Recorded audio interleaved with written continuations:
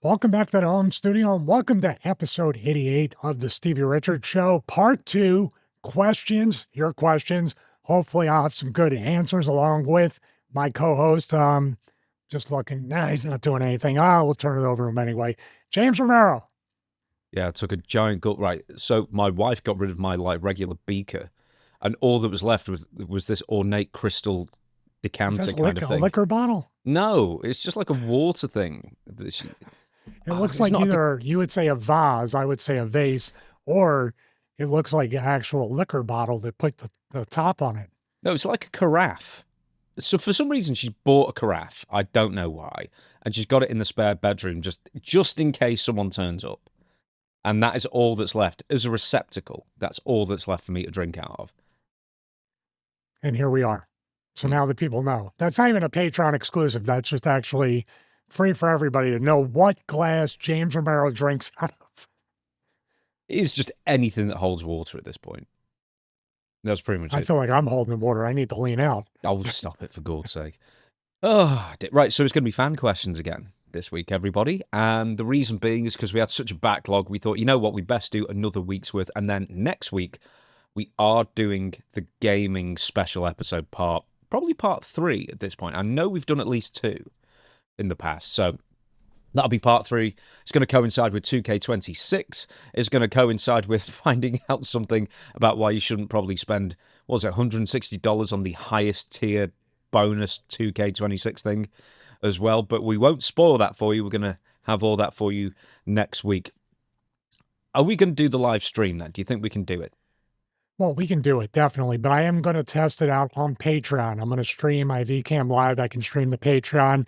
I actually just got the Elgato 4KX, I should say, along with the fact last week the video quality wasn't great, so I got a Camlink 4K to upgrade that just a little bit. And we found out on the pre-show how if you put it in 4K on Zoom, it looks like my head's a lot more rectangular than it is in real life. It just really squeezed it in there. But yeah, you took that with good humor as well. Yeah, I take, when it comes to production, you know me better than anybody else, James. I really do let everything just roll off my shoulder. I don't obsess over video quality nor stabilization issues with my tripod. I didn't think about it once over the past week. Did that sound convincing? No. I like how we don't swear on this show, really. But before we go, it's like you get it all out prior. Yeah, I mean, for people that think that I don't swear, then first of all, I'm from Philly. That should tell you enough right there. But when it comes to things not working, my wife, especially on cameos, which I take a great deal of, we'll get to the pictures in a second, but I take a great deal of pride in getting it right, making sure everything's good. She will hear the swearing in here, but not swearing at anybody but myself. So I sound like an insane person, go, get it together. And I call myself by my real name, by the way. I don't try to go into the dimension where Stevie Richards really exists, but the F-bombs, the MF, I'm talking about myself being so stupid. I do the Randy Orton, stupid, stupid, stupid, when I do an outtake. People are going to pay extra for that. They're going to leave the outtakes in. Yeah, oh, absolutely. We should do more of. Let's just get straight to it then, I think. So, we'll do the intro, we say quickly, but why not? I've got a channel. Stevie's got several channels. One of them is the fitness channel, the Stevie Richards fitness channel, that I encourage you all to go and visit, go and watch. What's the latest? Nothing. Cool. Retool and everything. Great job. Great job, everybody. Right, let's do the cameo then, because you actually said you were going to be late because you just had one more cameo to do to fit in before we started recording. Yeah, it was a 24-hour request, so I usually try to get those in quickly. It was from yesterday, so I don't like to keep anybody waiting, really, but especially with those requests. It was actually a guy named Daniel who was thanking his guild members, which sounds like so cool. 7th star. It's a guild, so I'm assuming either they play D&D or some kind of role-playing game or something. So I asked to be an honorary member of the guild, by the way, to earn the cameo, but he was very grateful for them with the highs and the lows and being true friends. And I love getting those. I get more like fitness advice, what it's like, like, you're old now, Stevie. What's that like? And I answered, hey, what's it like to be old? I'm still going to make the trip to Cocoa Beach, by the way, because my wife and I might go to Kennedy Space Center. So if anybody lives in the Cocoa Beach area, which I believe Tony Gray still lives in, I would love to take him out to lunch and, of course, shoot a video with him burying me. For Cameo or for the show, hopefully. As long as I don't use Zoom and Camlink 4K, everything should be, the perspective should be pretty good. Then there is, of course, also the Patreon as well. And I'm going to say this on this show and I've said it on the Patreon because I always forget what we've done. I know what we did because we just recorded one, and that was Jim Cornette versus Paul E. Dangerously, Great American Bash 1989, the tuxedo match to end all tuxedo matches we did for Cameo, which is going to come up this Monday coming. And also for the Monday after that, I've promised Stevie, who will remind me, and hopefully everyone else will as well, the Brainbusters versus the Heart Foundation SummerSlam. Is that SummerSlam 89 as well? I believe it is. Man, it pops up on my feed. And when it does, I told you on Patreon, every time that match pops up, I feel like it's one of the most exciting openings of any pay-per-view. As a matter of fact, I think we talked about it last week where I referred to the music hit right after the very, very... it's actually funny because you think about WWE right now, and that SummerSlam opening was just people playing games and partying or, eating ice cream or doing the most basic cuts. It looked like they phoned it on what would be today's iPhone on there. And then they lead into the opening with the Heart Foundation music. And it's really, that's the same one. Is that the same one in the Meadowlands that Ultimate Warrior beat Honky Tonk Man in like 20 seconds? No, for the that would have been Intercontinental 88. That was 88. So Heart Foundation Brainbusters was 89. Okay, so they went back to the Meadowlands for another one because that Ultimate Warrior Honky Tonk, I believe, was Meadowlands. I know it was 88, but the thing is, right, I don't know if this is just like because I'm not in the States, is that I never used to equate an event with the building or the city that it was recorded in. It was just always SummerSlam, whatever it was. Yeah, for example. I didn't either as a fan, but as a worker, we have kind of an affinity for certain arenas, buildings, towns, whether it's the actual show or, hey, that gym was awesome there. It's a good place to eat. It was just one of my favorite places to try to visit when I have like 2 minutes outside the airport arena and hotel to kind of see something. But yeah, it was definitely a great pay-per-view. You go back and look at some of those SummerSlams, which, by the way, way too many matches on the pay-per-view. Wouldn't you agree? Absolutely, Bruce. I would. It was Madison Square Garden was the first one. Which one was that? The SummerSlam 88, yeah. That was wow. They were really hot for that. Yeah, for that finish, for the entrance, for everything in between. I remember Slaughter said, I brought this up before, Slaughter had said he's never heard, like his ears were ringing from the reaction, the pop that Warrior got when the music hit, when he came out against Honky Tonk Man for that. That was actually a great, great setup for that. Are you talking? Slaughter wasn't there. He didn't come back till 1990. Maybe he was talking about in general. So correct me on that. You corrected me on that. Yes, Slaughter was still in the AWA at that point, though. But yeah, it could have been WrestleMania 7 or whatever. Or, do you know what it was? It was probably Royal Rumble 91, because wasn't that when Sergeant Slaughter beat Warrior? Oh, you're right. Yeah, that's when he did, and then they went off and Savage hit him with the scepter, and then the WrestleMania 7 retirement match. Yeah. I don't get them all right. CT does creep up sometimes, mix up years and buildings. It's not the gaming episode, but I believe one thing before we get into the actual show, but before we do that, I want to talk about James Romero channel, solo channel growing by leaps and bounds, strength to strength, as my co-host would say. Very proud of what you're doing. And really, you're getting great views. I think you're about to hit 60,000 subscribers or closing in on it. I don't know. Last time I checked, you were like, no, wouldn't you? You were up to like 58.9 or something like that last time I checked. Let me have a look. I was just watching Scammer Payback. Do you watch Scammer Payback? No, I've never saw it. Oh, you talking about the guy who calls the scammers and turns the webcam on in their scam facility? Yeah. Oh, yeah, I've seen him. 60,000 and a half. All right. Yeah. Congratulations, man. That's awesome. Yeah. Hey, well, surprised myself. I really don't pay enough attention. I should do more.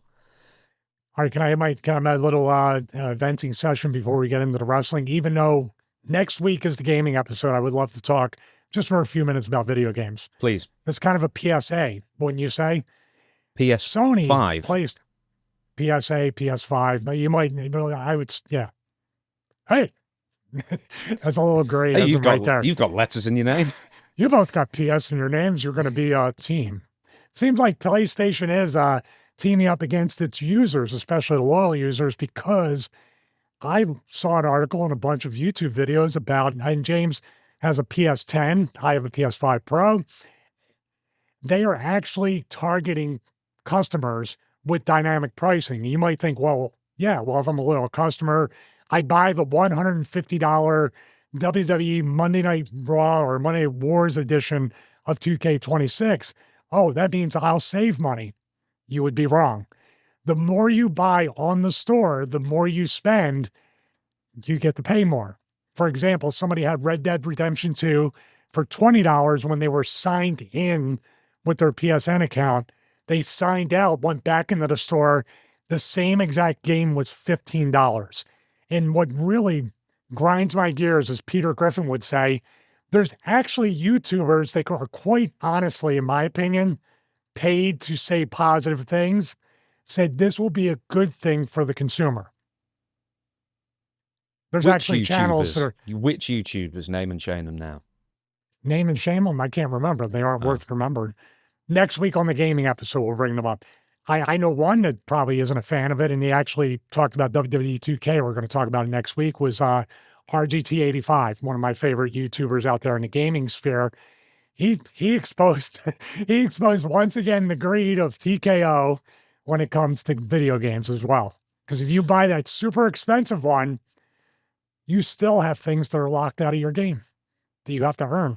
Did you ever feel that way about like Guitar Hero and stuff like that? It's like, I just want to play all the songs at once, because I don't think that game should have had like a progression system where you unlock more stuff.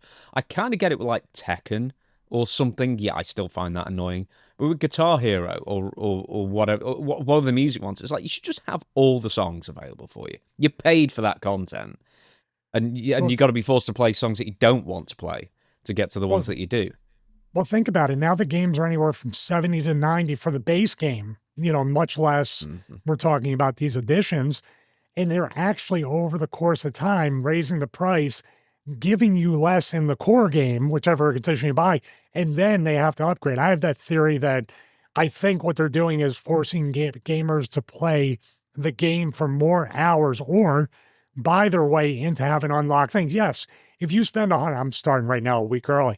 If you're spending $150 on a game, you still have to pay what RGT85 said, like almost $78 to unlock people. Like, get this, one of the locked people, you have to play up to anywhere from level 7 or 9 in the game. Guess what person you have to work that hard or pay to unlock them? Michelle McCool. Steve Austin. Oh, is this Austin, like base Steve Austin, or is this like Steve Austin alternate? I don't know if it's just Steve Austin in general, but he showed it in the B-roll. He was talking about it. They have arenas locked. He was like, I can't play as Austin. He couldn't play, even as there was like 2 or 3 other major Attitude Era names that were locked on the $150 edition. He had to switch too, but I can't imagine it's any different for PlayStation, Xbox, or anything else. That's criminal, man. You got to, but I'm convinced, before we get into the show, I'm sorry, it's a video game rant. I'm convinced there is some advertising play hours type of, situation here. Like we can, like they talk about social media hours, watch hours on YouTube. They can say, oh, we have 50 million gameplay hours, and they can sell that to potential advertisers. Yeah, well, they've been doing that for years, haven't they? We were talking about this on Patreon or even beforehand. We were just saying they're going to find new ways of squeezing every penny out of you or bombarding you with advertising. I've got a question for you. Have you ever, even by accident, downloaded a 10-cent game? Like that Chinese company that was like the microtransaction kings for years? No, never have. Have you? No, thankfully. It's like, have you ever, what's like Thingy of Legends and stuff like that? Where it's you kind mean of all pay the to ones win. the YouTubers advertise, League of Legends, War Thunder, all these other ones? Yeah, I mean, they're not free to play. They got your data or something, or you got to do the microtransactions. They're free to start, and you've already given a lot back, yeah. You get like one, they get like a half a tank to play, no cannon, and you just drive around.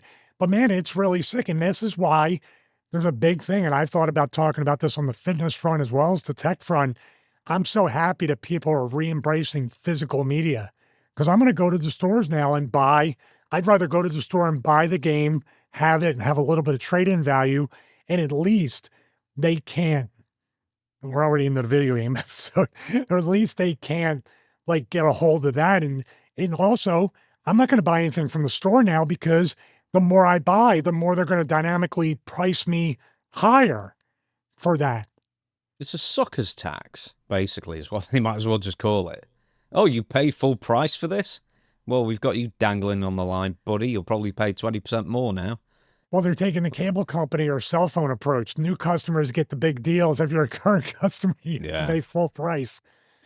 Right, we best not get too into the game thing because we've got so many questions as well. Oh, if you're watching the full episode on YouTube as well, Stevie will look at your comments for any further game questions. Will you? Yeah, I'll do that. Yeah, because I think we've got a lot of questions in for games that we've had prior, but I wouldn't mind putting a couple more in there. You know, you talking about the YouTube post that you put up with those questions on the board? Yeah. I think we've got enough through there as well, but we're going to have quite a few coming up next week as well. But I'm looking forward to it because I've not played a 2K game in years, and there was a reason for it because I didn't. Man, what can I say? I love No Mercy, and everything else was a disappointment after it. I just like. Oh, you're gonna be all jacked up from the N64 controller. Yeah, I always have a controller close by. Dude, mine's broke. My N64 long since conked out. It's terrible, and I've still got inside the little RAM or whatever it is upgrade. The Rumble Pack? No, not the Rumble Pack. The one that you actually put in the console itself, where you had to have this like additional whatever it is in there so you could play one of the Zelda games and Donkey Kong 64. Oh, I remember that. It was like a graphics kind of accelerator type thing, right? I don't know why it was. I don't know if it was like an extra processor or something, but like those two games came with that pack, like packed in as well. And I love Donkey Kong 64. I resemble like the Sega 32X kind of module thing, right? It looked kind of like that. It didn't stick out or anything. But you put it in the back of it? No, you actually put it in the front of where the cartridge went. Oh, okay. Well, that's where the 32X thing went. Even though that stuck out. I mean, we're talking about years. Yeah, that's what I'm saying. This is like purely internal. Then you put the cap back on and you don't know any difference. But yeah, it's very weird. Cool. Did you ever play the 64DD? Which is 64DD. No. Yeah, so that was like, I think it was called the 64DD, and it was like the Japanese version, like upgrade of the N64, and it had like a couple of games that, like with that where you were like a golden giant wandering around was one of them. And I only know this game because it's one of the trophies you won in Smash Brothers Melee, I should say. No, I played with Super Famicom and all the other Japanese stuff because we had, 6-man scramble back in the day, Sega Saturn. We had the Game Shark trick to play the imports and all that stuff, to be able to play New Japan Pro Wrestling 4, Giant Graham 2000, all that stuff. Now it's all in the Steam Deck. Shh, everybody out there. I did want to bring this up too. I'm going to be terrible at this game. I have a week to prepare, as you do, because I'm going to be doing everything according to the control schemes of Fire Pro and Giant. So I'm like, why is he not pushing him down? Why is the X-ray damage not coming up on it? I'm going to be very confused. This game better be really friendly to like new players. Like you don't have to have like at least 5 years experience with the series to like know anything, because like even with No Mercy and whatnot, that Nintendo 64 controller was a horror show to use. Like, because you had 6 buttons, 4 of them just was camera, see up, down, left, and right. And a joystick right in the middle, you always bumped with your hands no matter what you did. Yeah, and it didn't matter, even worse, because that stupid joystick always like ended up really loose after a while as well. So like they never held up over time. And then I had GameCube controls that didn't really hold up that well either. Nintendo had a bad run. Better be careful. We're going to get sued by Nintendo. They love doing it for any reason. You just say their name, you got to pay them $1. Oh, like Joe Hendry, but he just turns up. He did last week. That was a great job by Chris, by the way. Thank you very much. Everybody really liked the inclusion of B-roll as well. We're going to really try to make that a staple of the show to give you more of a visual type representation of what we're talking about. But Most important part of this episode is getting to the questions. Thank you once again for asking them. And once again, probably in a couple months, James will put up another post, but we're going to try to answer them as we go. So let's get to some questions and a bit of news at the end. So this one is from Zero Faith 2003. Do you remember any wild or funny times when wrestlers with crazy gimmicks had to stay kayfabe in public, like how you act or acted when in Right to Censor? So I know you stayed in a famous time that you stayed in character once, but other wrestlers who absolutely were doggedly in character in public. Well, the only person I can think of, the first one I think any wrestling fan from our generation and people that have heard about him has to be Brian Pillman. The number one on the list is Brian Pillman. He was in gimmick all the time to where you didn't even know if it was a gimmick. I'll give you a great story about ECW. He did that debut where lights off, lights on. He had the cane in his hand and went all four sides of the arena. The next show he was due to be at the arena, they asked me to go pick him up. I picked him up at the hotel, at the Travel Lodge, and I remember going up, knocking on his door, him answering the door, and just staring at me for a good minute. I go, my name's Stevie, I'm here to pick you up. Stuck my hand out. He just kept staring at me and looking at me like he did the old, the cane thing where he tilted his head, looked at me. Then he just grabbed his bag, got in the elevator with me, and as we're going down to the bottom floor where the car is, he just gets right in my face and starts staring at me. Just starts staring at me. I go, is everything all right? You tell me. Is everything all right? I guess it's okay. I mean, I'm talking about like right here. And then I turn to like kind of, see if the number one's working on the lobby button. And he's right in. I could see he's breathing right into my right eye as I'm trying to hit the button. And then our left eye. I don't know which side it was on. I was just so nervous. Then we got into the car and he goes, is this your car? I go, yes. And I was so scared he was going to start breaking the windows or something. I had no money. To replace windows. He gets in there and he sits in the back seat. Although maybe someone was in the passenger seat, but I recall that there wasn't. So he just sat in the back seat. Like he just went out of his way to make everything off-putting in character. And I remember I was driving, and then any time it got quiet, he would just shoot up past my right ear and he'd scream in my ear asking me a question, like, try to make me go off the road or something. And I was just so nervous, got to the building, and then he just walked away and I never talked to him again. But other people have that experience, obviously, in WCW with Kevin Sullivan. I respect you, Booker, man. They didn't know if it was real. This was the first time, like legitimately on TV and backstage, that they worked the boys. In ECW, you think like I'm smartened up, it's all work, blah, blah, blah, or anything. And then this guy, to where even the most seasoned veterans are just like, man, I don't know if I can get the ring with this dude. He's not right. Which is the best worker. I mean, he's probably, if you think about it, committing to the bit, as they would say, as Ben Hameen would say, as well as working the boys in a way where you make them feel uncomfortable. They're not sure what you're going to do in or out of the ring. I would consider that one of the best workers of all time. Pretty exhausting in a way, but still just amazing. It sounds exhausting for you in that one instance. The thing is, the way you say that story, you've got quite a lot of admiration for it, it sounds like. Oh, not at the time. I thought he hated me. But no, now I do, because I'm like, the wrestling business could use maybe not all of that, but give me at least 20% of that. You know what I mean? Make me suspend disbelief, even as a worker. And to me, at that point, I knew I was green, but you kind of think at one point, I'm starting to get it. I'm starting to get a feel. And maybe in the business, because it plays this trick on you, I'm starting to get a little bit comfortable. Like I'm in a groove, everything's going well.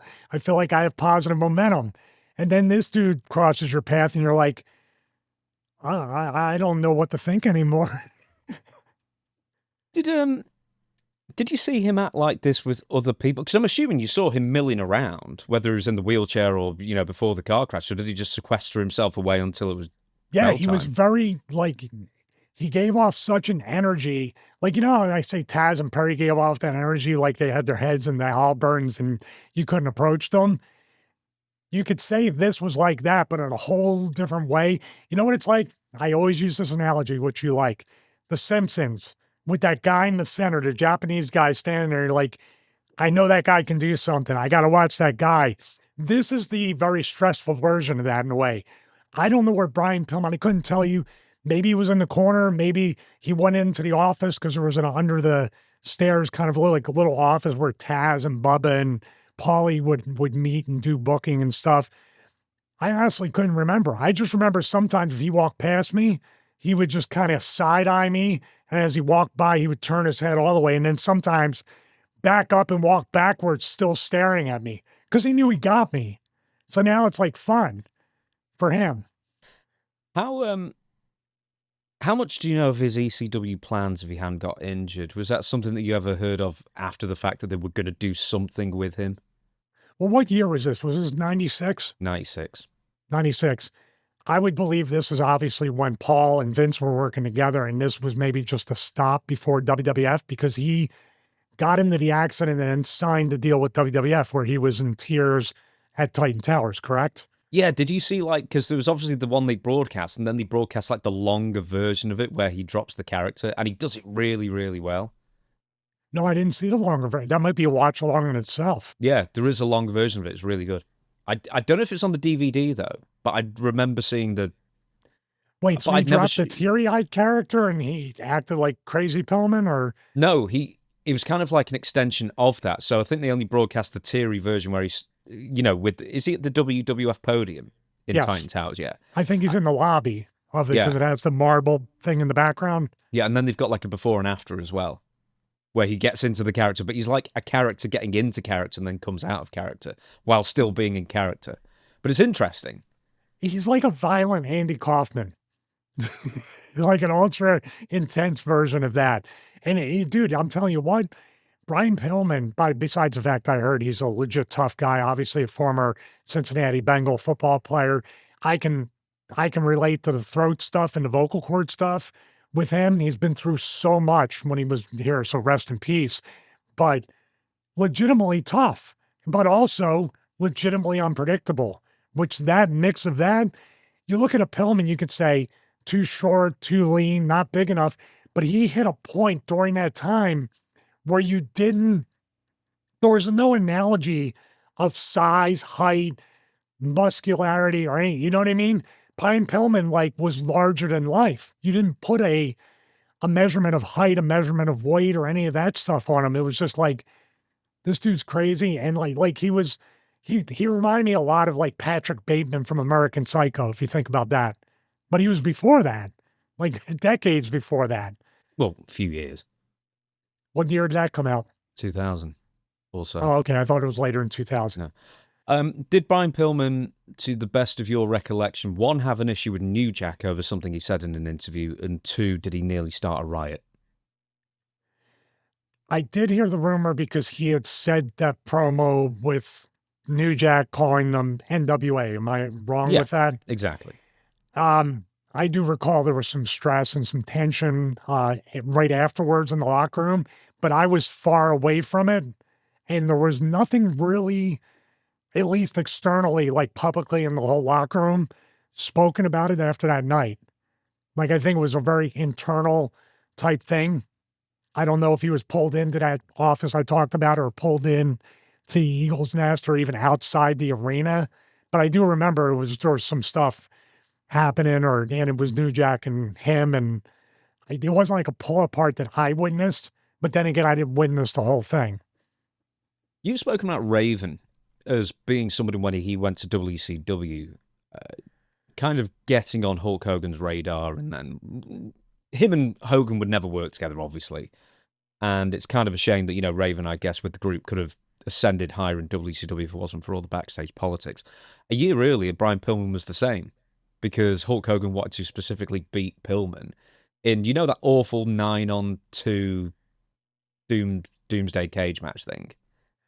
Oh, where they sent the Dungeon of Doom and everybody was in that triple tower thing? Pillman was going to be in it, and Hogan wanted to pin Pillman in it. That's how much he was on Hogan's radar at the time. And then I think I'll probably get the story a bit wrong. I don't know if he feigned injury or whatever it was. And then he got out of doing that match. And then pretty much straight afterwards, he did the I Respect You Booker Man thing with Kevin Sullivan, got a legitimate release from WCW. And then from there, pretty much immediately signed up with the WWF. So he was like the only person or one of the only people to actually outsmart everyone in WCW to get out of his contract early. Wow. And the thing is, too, that Hogan probably in the back of his mind didn't know what Pillman would do when it came to go time with that. And think about WCW during that time. I know Hogan coming in was like probably the biggest boost they could ever get. And obviously the NWO when he turned heel.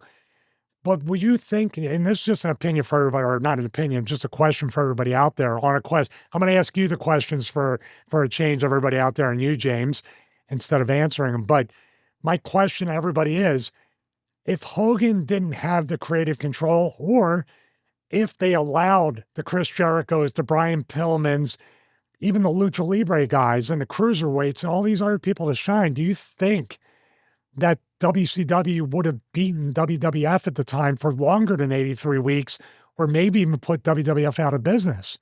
Because it seems like that everybody like a Pillman, a Jericho, and everybody who didn't, even when they went out of business, they could have did more of a Booker T, Dallas Page, a ton of people could have they could have perennial main eventers all over the place, but they basically shot themselves in the foot over and over again based off of egos and just basically politics.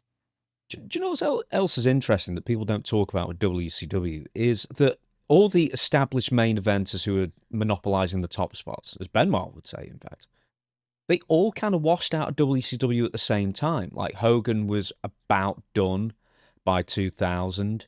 And there were a few other people like that. Ric Flair wasn't the same Ric Flair, even though he could still go to a point, but, he wasn't the same. Brett got injured. So, the only people who were established main eventers who were still drawing in television ratings specifically, I mean, they beat Flair to powder. Sting, they did nothing with for years, really.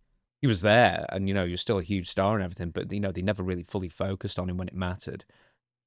So of all the established main eventers, the ones that kept basically in power all washed out around the same time. And then the ones who could have still made a difference couldn't because the creative was so horrible, including Goldberg as well. And then there was no mobility. But ultimately, I think you could see the signs were happening in early 98, man. Just every show was the same. You could see them in 97. The shows were getting the same right every after single week. Starrcade, right after that. Hey, by the way, everybody else, I understand. If only just got a tan. If only Sting had just got a tan. It's Sting's fault for not showing up with a tan. You got to give Hogan credit. At least he comes up with new material, right? But I would say this is a great segue because what you just talked about was that guys like Flair and Sting and other people were kind of checked out by 98, end of 97, 98, Piper, especially. Roddy Piper as well. Piper. But what I'm saying is that's an excellent segue for the next question about these guys basically, at least mentally and emotionally, quit the company before they physically actually left. And yes, that leads us to Paddy from Scotland. Was there ever a time during your career that you came close to quitting the business entirely? If so, what made you stay? Oh, man, that's an excellent question. I would say towards the end, and when this is a great analogy where you're talking about with Flair and other people, the longer you're with a company, the longer you're in the business, and you're going to have a roller coaster ride. You're going to have ebbs and flows, positive, negative. Obviously, wrestling, I'll just explain from a foundational standpoint. Once you get snake bitten with this or anything in entertainment or sports, and you get to make like what you call easy money, which, by the way, everybody works hard, even if it's just for a 10-minute match, what it takes to get there, travel, train, stay injury-free, or work with injuries, makes you earn your money. Every single person on this roster in WWE, TNA, AEW, past, present, and future, get your money because everybody works hard. I wouldn't say anybody's necessarily lazy like that. But I would say, obviously, probably the one that sticks, there's two parts in WWE. There's been the ones where I said, man, this isn't worth it.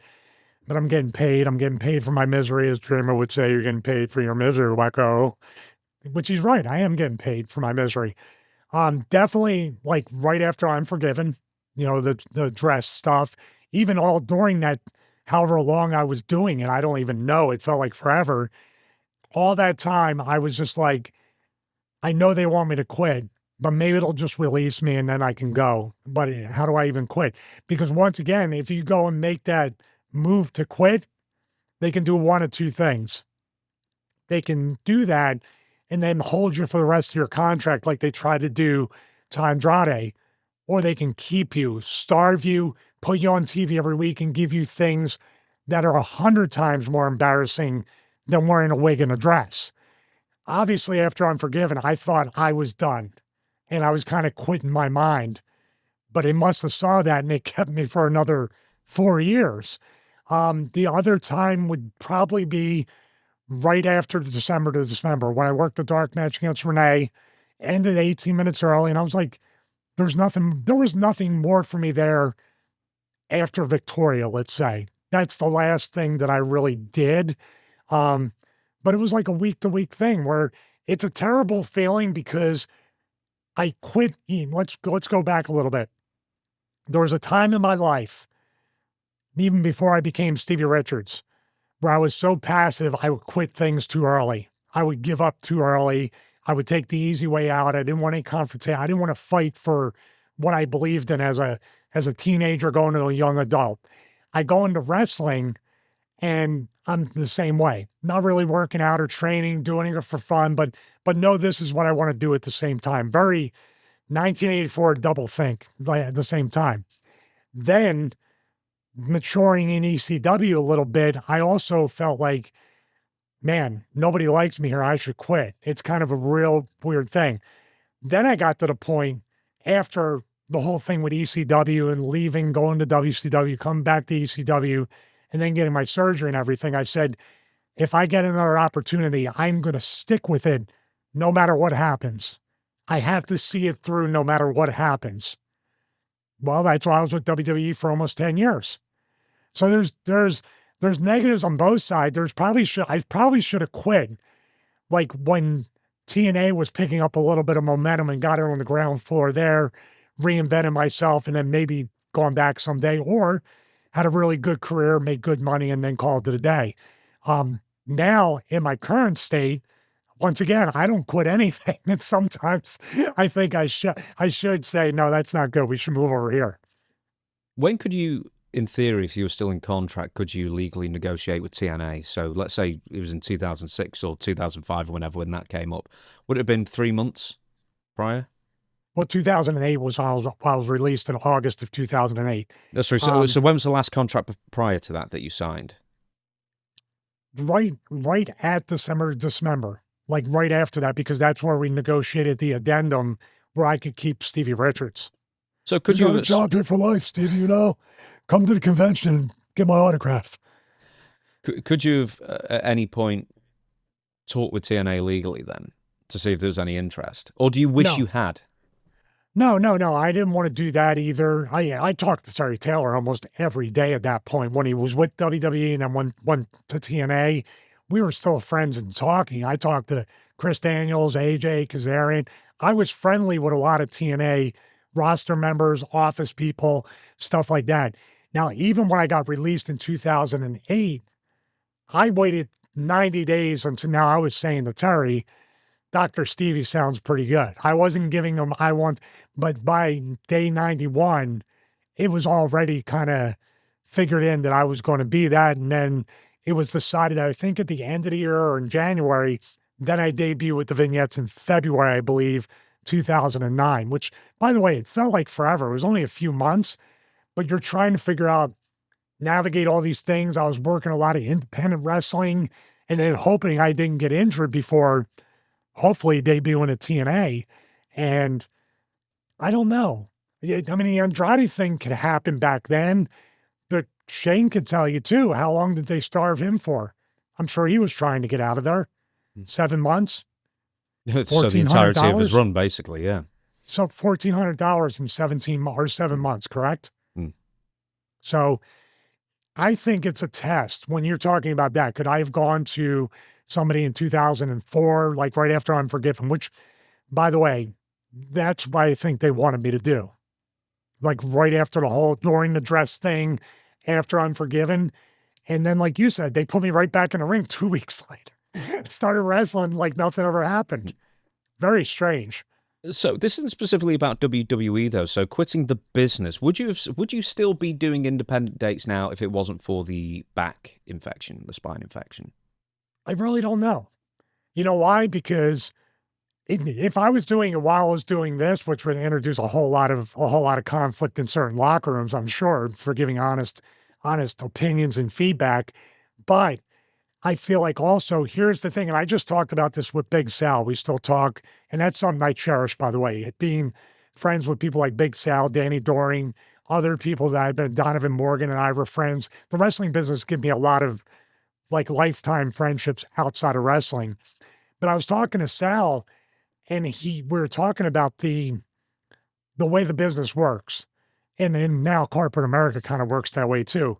The more experience you have and the more you go, say, to an independent show or anything like that, you don't get paid more per appearance. The pay scale goes down. Familiarity breeds lower pay.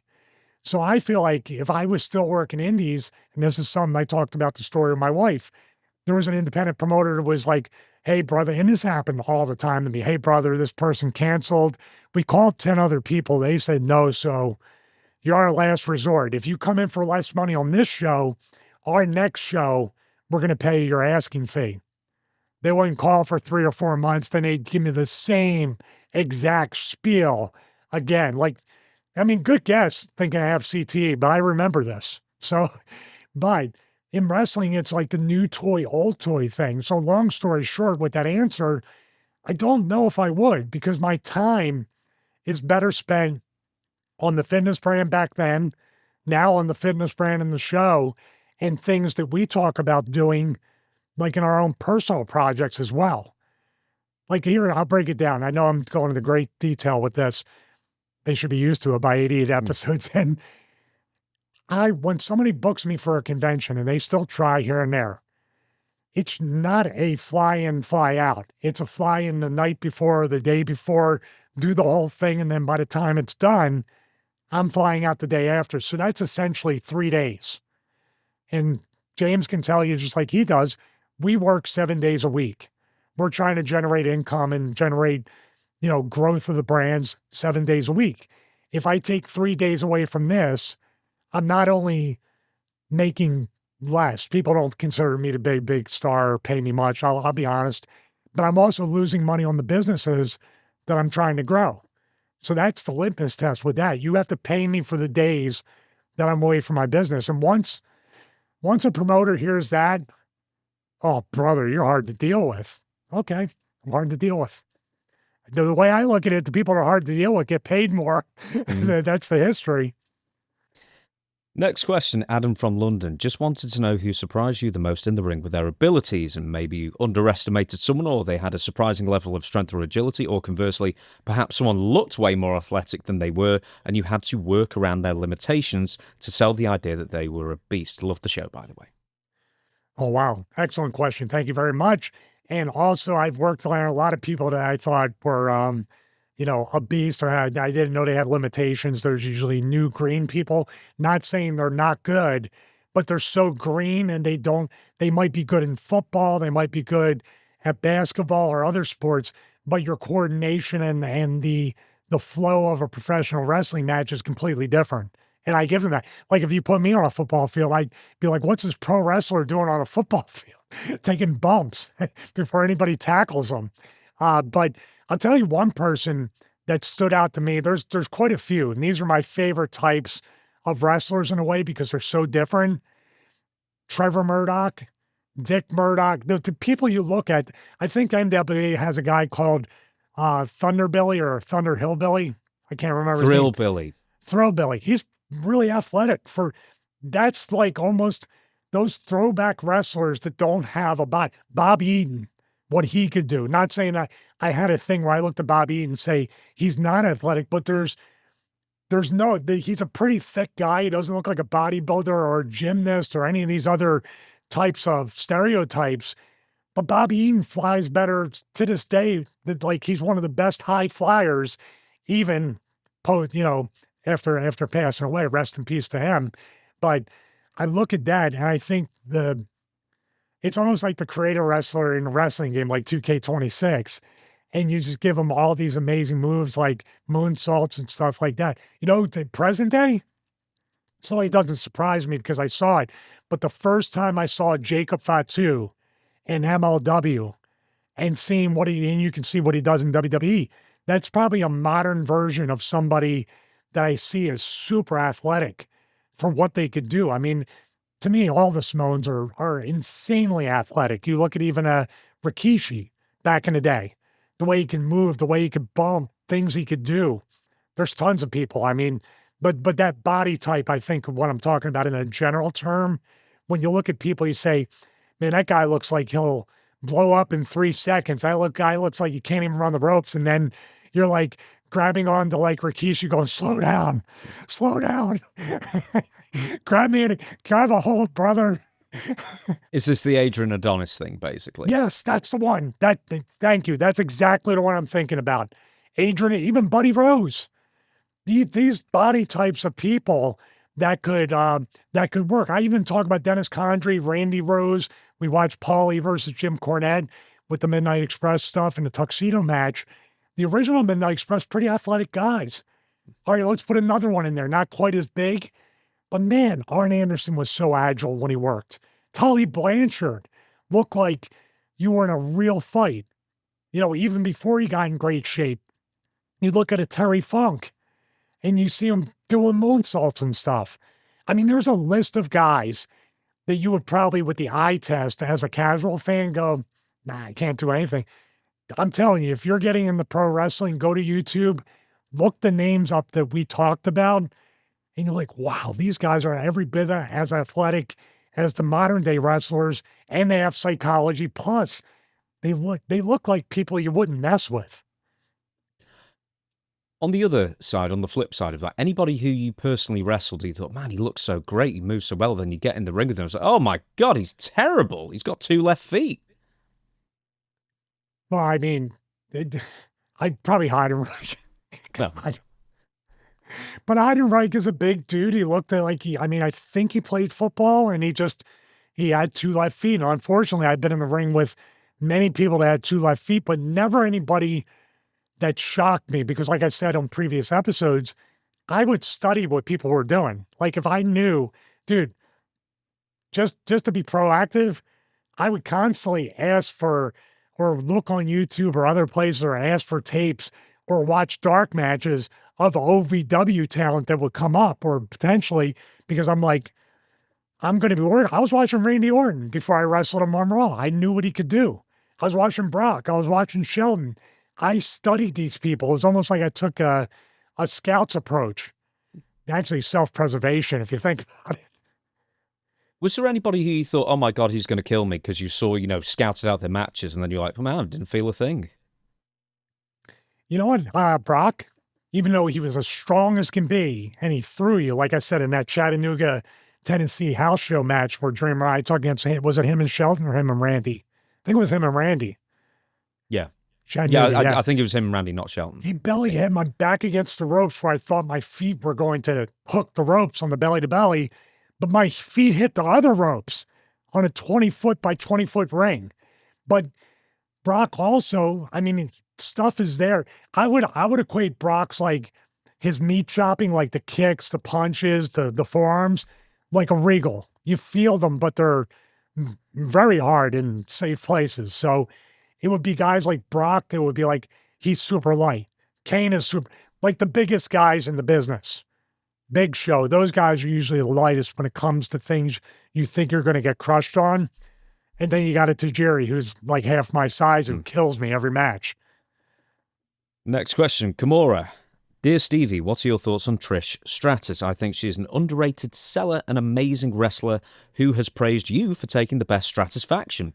I loved your guys' moments together along with Victoria. Love your videos. There was a video that I almost did as a what went wrong. Did we watch that in the end? Which one? It was like a mistime. I don't know if it was a mistiming of the Bulldog or something, but I think we did watch something on that. Yeah, it was probably my fault because her style, I mean, she's as light as possible. It's up I to know what you. it was. You had the bin lid, and she didn't stick her Oh, head through. I didn't hit her. Yeah, Yeah. I didn't hit her. Yeah, that was the Chicago street fight where I think I did the fire extinguisher. I was doing this, it wouldn't turn on, and I looked and it went off. This was, to me, I think, and I no disrespect on the current crop of women wrestlers, I believe out of any generation, that era with Trish, Victoria, maybe I'm biased because I got to see them grow, train, get better, fit in myself, would work with them a lot.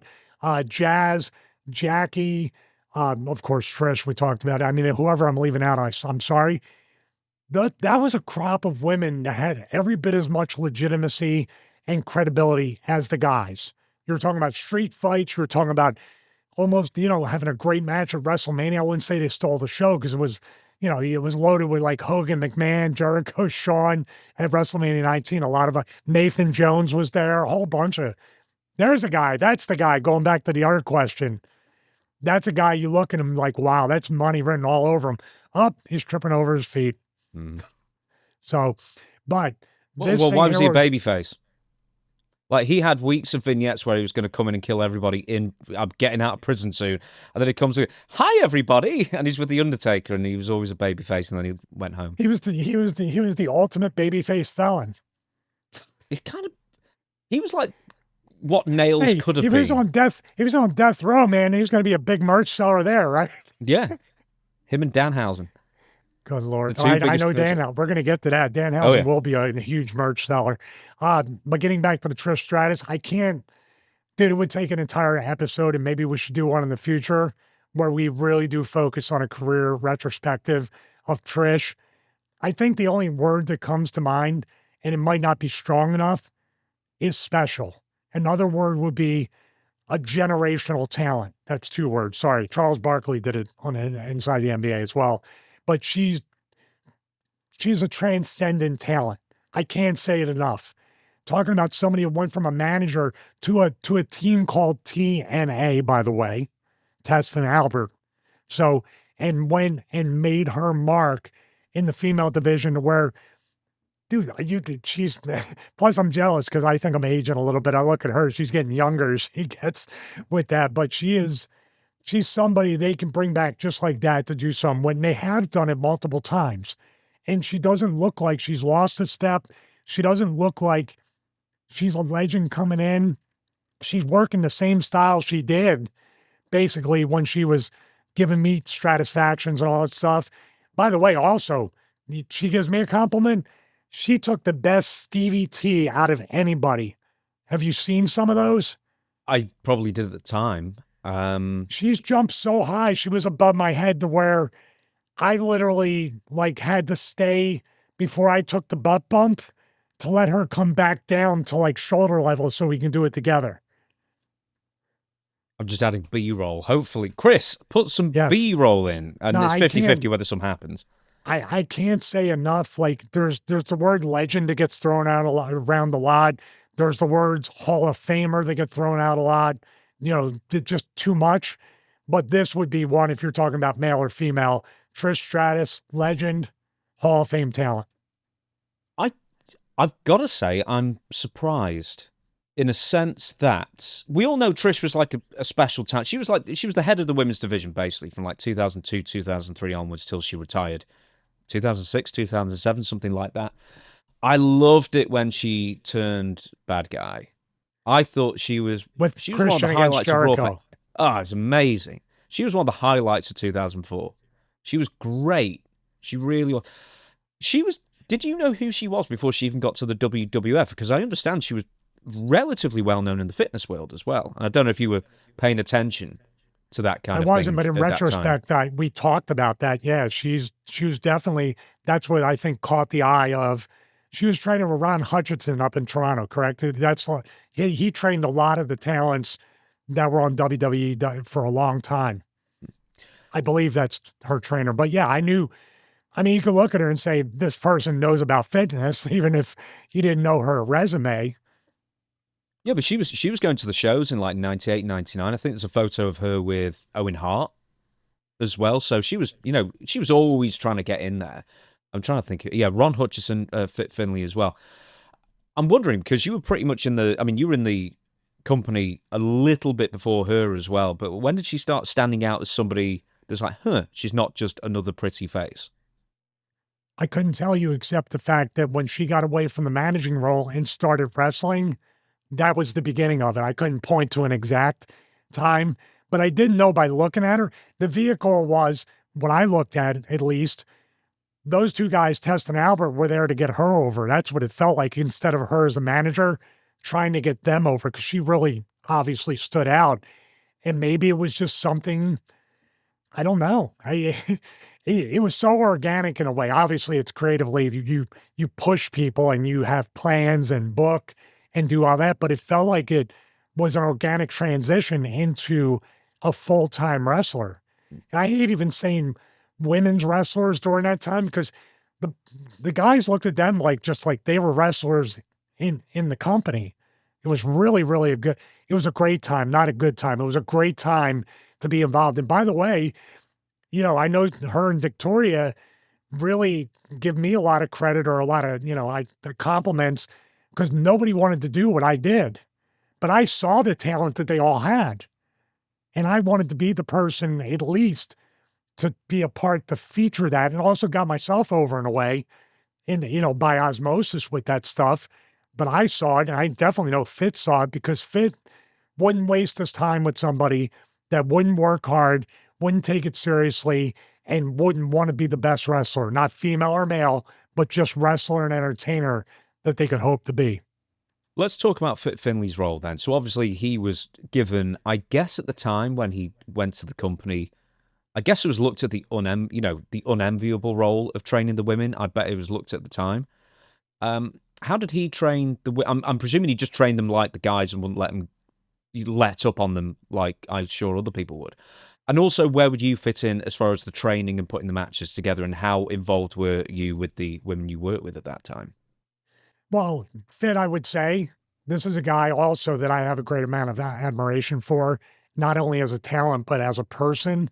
And the way he took that, and how everybody, just a small analogy, it's like the Stevie Night Heat thing, which, by the way, looking at all that and looking the way Fit conducted himself, that he was giving something chicken, what, considered by most people, I would guess, and made it into something really special. That was kind of my thing, watching him set that example in a lot of ways and saying, oh, wow, he's taking that by the horns and saying, you gave me this, I'm going to make it into something special. So Fit was somewhat responsible for me having the mindset with my career with Stevie Night Heat and other things to make the most out of what could be considered to be a demotion, a bad situation. He didn't rough up the women or anything, but he was very getting them to be physical, getting them to really lay stuff in, getting them to be basically, I think, female versions of him and Regal. And that did show through, I think, the physicality and all that stuff. My role was strictly there to serve them, to serve Finlay. I was not overstepping my bounds. It was very respectful all around. The only time, and this is very old school, the only time I would ever offer anything or get in there to do something and kind of punch anything up is when I was asked. I did not want to feel like I was, it's a chain of command. He's the agent. And back then, the agent was the person that had power over the match. I was a talent, but then he would say, hey, Stevie, what do you think about going here or there? And it was usually something I was doing. Right? Is this a good position? I was like, well, I do better over here, but that looks real. What do you girls think? It would really be very, very collaborative. Nobody was talking at each other. It was more of open-ended questions, very respectful. And now that we're talking about it, actually probably right up there with Stevie Night Heat, but maybe more so because I was fulfilled with not only my role, but watching them fulfill their roles and be on par with the male talent. Well, they wrestled like the guys as well, and then later on, people like Paige. I know. I was begging off. But it's like people like Paige and stuff, and Becky Lynch and Charlotte Flair in the mid 2010s were having to beg the agents and Vince McMahon to be able to not do like hair pulling matches. It's like, why did they regress so badly after the Trish era? I have no idea. I mean, the first thing that comes to my mind, I actually did watch most of the moments of the Becky Lynch AJ Lee match from Elimination Chamber. I'm just like, go back in the corner. I hear her screaming to, that corner spot or whatever they did. There's tons of, it just felt Oh, you mean like the finish? Yeah. Yeah, That but there was really tons of funky. other stuff. Dude, when I watch some of these stuff and I call it Hot Wheels feed, I want to play the Benny Hill music. They're just, they're running around. That might be too old for other people. Those yakety But if you watch sax. Benny Hill, it's Yakety like, Sax is the song, by the way. it's like everybody moving, if you remember vinyl records, at 78 speed, on that, and just moving in just super fast motion with it feels like with no purpose, right? These girls had purpose to beat the hell out of each other. I need to sort of qualify because I think I lost my train of thought. And I said, I'm surprised to hear you sort of like saying so many. I'm not surprised to hear you saying so many nice things about Trish Stratus, but I'm saying you're putting her on a pedestal really high in the sort of pantheon of the history of women's wrestling as well. And I guess that's the kind of bit I found surprising. So I guess as a fan at the time, I kind of saw Trish and Lita as the best two of the division, and then that division kind of collapsed for years afterwards. But you're kind of saying that it was even more than that with Trish. She was that important. Yeah, and I apologize. That was the name that was escaping me, Lita, and I'm sorry because she deserves that credit right up there from going from S.A. Rio's manager to basically, outshining and having a trajectory on that. Yeah, I'm saying that era, and like I said, I had a first row seat and even closer to see it all, to experience it. So maybe my experience or the way I'm putting all of them on that pedestal. Trish was the flag bearer, but these other talents, and I don't want to say girls or females or women, these talents, these professional wrestlers, professional athletes are with her there. But without Trish and Lita, it opened up the door for a Chicago street fight, for a three-way match at WrestleMania 19, for multiple things, for Molly Holly. That's another name, I'm sorry, left out. Molly Holly versus Victoria, hair versus hair at WrestleMania 20. These are the things that you think about it in retrospect and you're like, wow, look at today and look at them. And you're like, these girls should be training these girls. That's my opinion on that.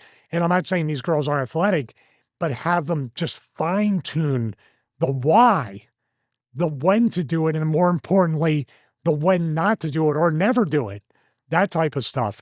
So of course I put Trish on a pedestal, and I put all the talent, all the female talent there on a pedestal because they all deserve it. And I was happy to be there as an accessory, as a witness, and as somebody that could really take a part, and hopefully a small part, in helping them get to that point. Okay then. Right, next question is from Power Mad UK. It says, "Hi Stevie, I'm Chris from the UK, and I used to beat you up on WWF No Mercy all the time on the N64. My question is, do you think Shawn Michaels thought you were a threat to his position or his brand with your Stevie kick and your look, since they were kind of similar?" Well, thank you very much. We have another Chris from the UK to add to the Stevie Richards Show team. Now it's three of them. What we call this? Chris question. You have Chris, the editor, Chris social. Now this Chris here. Welcome to the community.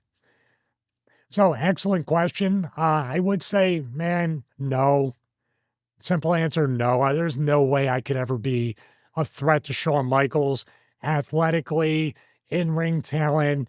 Maybe promo-wise, I could go toe-to-toe with him, talking back and forth. Might be a little bit too nervous, to be honest with you, so he'd probably crush me there. Politically, there's no way, whether it's what I witnessed or what Brett is kind of speculating, there's no way I could live up to how Shawn was viewed by the office, by the company, and especially by the wrestling fans. So if he did feel I was a threat, I can't even say it. Man, you misplaced your paranoia when it came to me, buddy, because there's no way, because there was nobody that was, and even as a talent today in 2026, still a huge fan of Shawn Michaels as an in-ring talent. So let's not get it mixed up. Did he see me as a threat because of the Stevie kick, because of the similar look or anything like that? I don't know. If he did, like I said, it was a complete misplaced paranoia and a waste of his time, to be quite frank. And I know I'm not beating myself up. I'm just looking at it objectively. There's no way. I'd have to play a lot of catch up and actually work Shawn and beat him a ton of times in order to even be elevated anywhere near his position. And I was nowhere close to that. Oh, you did go up to him the first time and say, I'm not doing the kick anymore. Was that not right? Right away. Yeah. First thing I said to him, I introduced myself and I said, I've been doing your kick and I'm going to stop from this point on. And if I did anything to disrespect you, I'm sorry.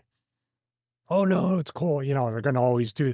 And I think at the time it really was okay. And he felt the respect because the next time he came up to me in catering, we were talking about working out and dieting. He was complimenting me on being it was like about the leanest I was up until the TNA days when I was, you know, after Dr. Stevie. And he was very complimentary. We talked about almost everything but wrestling for like one or two conversations. And just to give the thing again, when I told him he's the reason why I got in the business and I started to give the same reasons I gave here, that's when kind of the dynamic between us really, really changed. I don't hold it against him. Dude, by him being in the business and being part of the Midnight Rockers and AWA and inspire me along with a lot of other talents, I wouldn't have had probably the guts to get into the business or think I could do it because I looked a little bit like him. So to me, it felt like kind of like a gateway into the business. And he gave me a little bit of confidence. So I'll forever be grateful for that. I mean, I think people know from this show, I've separated the personal issues with the appreciation for the actual performance. The Ric Flair episode should kind of speak volumes about that. I need to ask this as well, because this is something that I kind of half came up in a previous episode, was you did start doing the Stevie kick again after a while. Was there anyone who told you could start doing it again, or did you just do it again to see if it get reaction, or if you would be told to stop? If I recall, the office, the agents told me I was allowed to use it again, but not usually as a finish. You know, in other words, my kick wasn't as good as Shawn's because I couldn't beat anybody with it because I could still use it as something to do, even a false finish, which to me, I had to the standard thing is do not, for lack of a better word, do not prostitute your move, meaning that when you hit the finish, not the move, do not prostitute your finish, because if people kick out, nobody will ever want to get beat by your finish again. But to me, I was like, at least I can get it in and maybe they'll see something. It'll be like, oh, Stevie Richards thinks he has a better super kick than Shawn Michaels. Maybe I can have that like with Ric Flair. Maybe I can get 2 or 3 or 4 weeks out of this and get a little bit of a rub. But I even went up to him then, and I do recall this, and I told him, they told me this. I don't know if they're just trying to stir something up with us, Shawn, or not. Is it okay? He's like, oh, of course. I just want to let you know, I'm not beating anybody with it. So your super kick is still better than mine because it's an actual finish. This is when Shawn and I used to agree at the end that Chris Adams was the innovator. And we would leave kind of in very amicable terms on that conversation. But maybe, just maybe, the wrestling paranoia was that I was giving myself, they were giving me enough rope to hang myself with, yeah, it's okay. And then all of a sudden he's like, who's this kid think he is, Dylan? Got me, brother. Was your kick specifically a tribute to Shawn, or was it just a move that quite a few people were doing at the time? I mean, nowhere near as many as nowadays, obviously. 1,000% tribute. I tribute to him as well as Chris Adams, but I didn't know Chris Adams. But for Shawn, yeah, I started doing the super kick because I was a fan of Shawn Michaels. What else did you steal from Shawn? And not specifically moves, maybe, but like what else did you steal from Shawn? Like apart from maybe a haircut and maybe movement, or An attitude that you thought you were Oh trying to God, emulate? if I Everything? the hair might have been close. No, dude, I didn't steal it. Did you ever watch my matches? No, I might have tried on a house show to steal the elbow off the top rope, and I went, nope, never again. Oh, my hip, walking away. You think I have back problems? Imagine if I had to do that every night. No, I would say this, that basically movements, charisma, the way he moves, the way he walks or does whatever. If you told me, hey, you got to go out there, do the whole thing, do the thing with the pyro, get in the ring, spin around, take the zipper pants off the chaps, it would be a complete disaster. It would look like it's like when I'm doing an imitation of Johnny Ace doing an imitation of somebody. Well, I understand that, but like you can still like, oh, I really like how he walked through the ropes, for example. You know, just like the small stuff like that you pick up on. Not really. When I did it, like I said before, I had so much energy that Vince had to pull me aside and say, you got to bring it down because you have to go higher during the match. The gear was too high for the entrance, but I was just trying to get people to pay attention. The one person, I'll tell you, we're talking about Shawn, we could throw Brett in there. The one person I absolutely just was fascinated with the way they would go through the middle rope was when Brett would literally sit on the rope and kind of like glide over he would almost levitate in the middle rope and then go in. You know what I mean? Mm-hmm. Every time I tried to do it, I would knock the wind out of myself because it'd be like kicking myself in the nuts. Who did you steal the most off through your career? Just in general. I'm not saying like entrances and stuff, but moves or how they performed them or how they walked, anything like that. Man, that's tough. I would say like I would just sprinkle little things here and there. Like I stole the Koji clutch from Chris Daniels. I stole the Stevie bomb from Kevin Nash, especially after becoming big Stevie Cole. My entire career is thievery. The only time I did when it was me is when I fell or messed up or botched. By the way, I haven't been on Botchmania lately. Oh, we haven't done a botch watch in ages. We recorded half of one, and I don't think we even... I bring it up to you every week. I know, you say, yep, I know. You have to do that. I know, it takes so long, man. Like, I always say these shows, we'll do one under 2 hours one day, and then all of a sudden it's 3.5 hours, and we're like, oh, God. Well, now you know we're going 3, because you said we could have hit 2 if you didn't say it, but just to recap, excellent question, but no, I didn't. There's no way Shawn Michaels, if he did see me as a threat, I truly do feel sorry for him because you wasted your energy. Next question. Miracle Tony asks, what was the weirdest thing an indie promoter wanted you to do at a show? That's Tony from Colorado. Usually it was like working multiple matches with multiple gimmicks and putting everybody over on the show. We have a person that claims that never happened, but it absolutely did. There's a lot of indie promoters that... For no money. Pretty much, yeah. There's lots of indie promoters. Now, obviously, the best... I mean, the strangest thing is when a guy with a pompadour with no pockets in his suit jacket or his suit pants tells you to wear a wig and a dress, and then he's at the makeup chair almost every week. I guess that's the weirdest thing, but he said indie promoter. I don't know. There was one show where I worked Chuck Taylor where it was based on a card game, and they wanted everybody to wear the outfits of the characters in the card game. It was kind of like a wrestling mixed with a Dungeons and Dragons type feel or whatever, fantasy game. And everything they gave me for the outfit did not fit in any way. Some stuff was 2 sizes small. Some stuff was 2 sizes too big. And Chuck Taylor, I remember I said to Chuck, we're just going out there and having Stevie Richards versus Chuck Taylor on a show where everybody was cosplaying. So that was probably the strangest because he was insisting that these outfits fit. And it was literally fat guy in a little suit from Tommy Boy, you know, and I was ripping. I just did this. And I'm not a big guy. I was ripping the outfit, just reaching over to get my cup of water or whatever. You know, it was really, that was strange, not in a negative way. But usually it's when the indie promoters try to take advantage of you, have you work multiple times, have you put people over, be part of a 13 to 14 match extravaganza, no cameras, but a 40-minute opening segment like it's Raw. You know, those are kind of the the standards right there.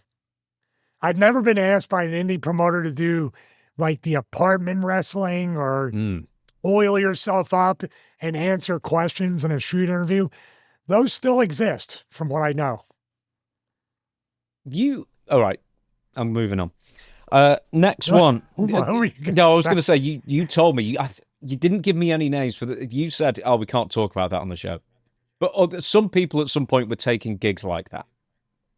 Oh, I know plenty. I've been offered the gigs to fly places or go places and just have dinner and just talk to a group of people that are fans. But to me, that's just very off-putting, and I don't like that. You know, like there's a very much I kind of feel like a prostitute doing that kind of stuff, you know? I don't mind do cameos or this stuff or making appearances, but it's like we want to, and people have done it, and we want to fly. I think you said there's few people that offered at the Dutch too to do these kinds of things.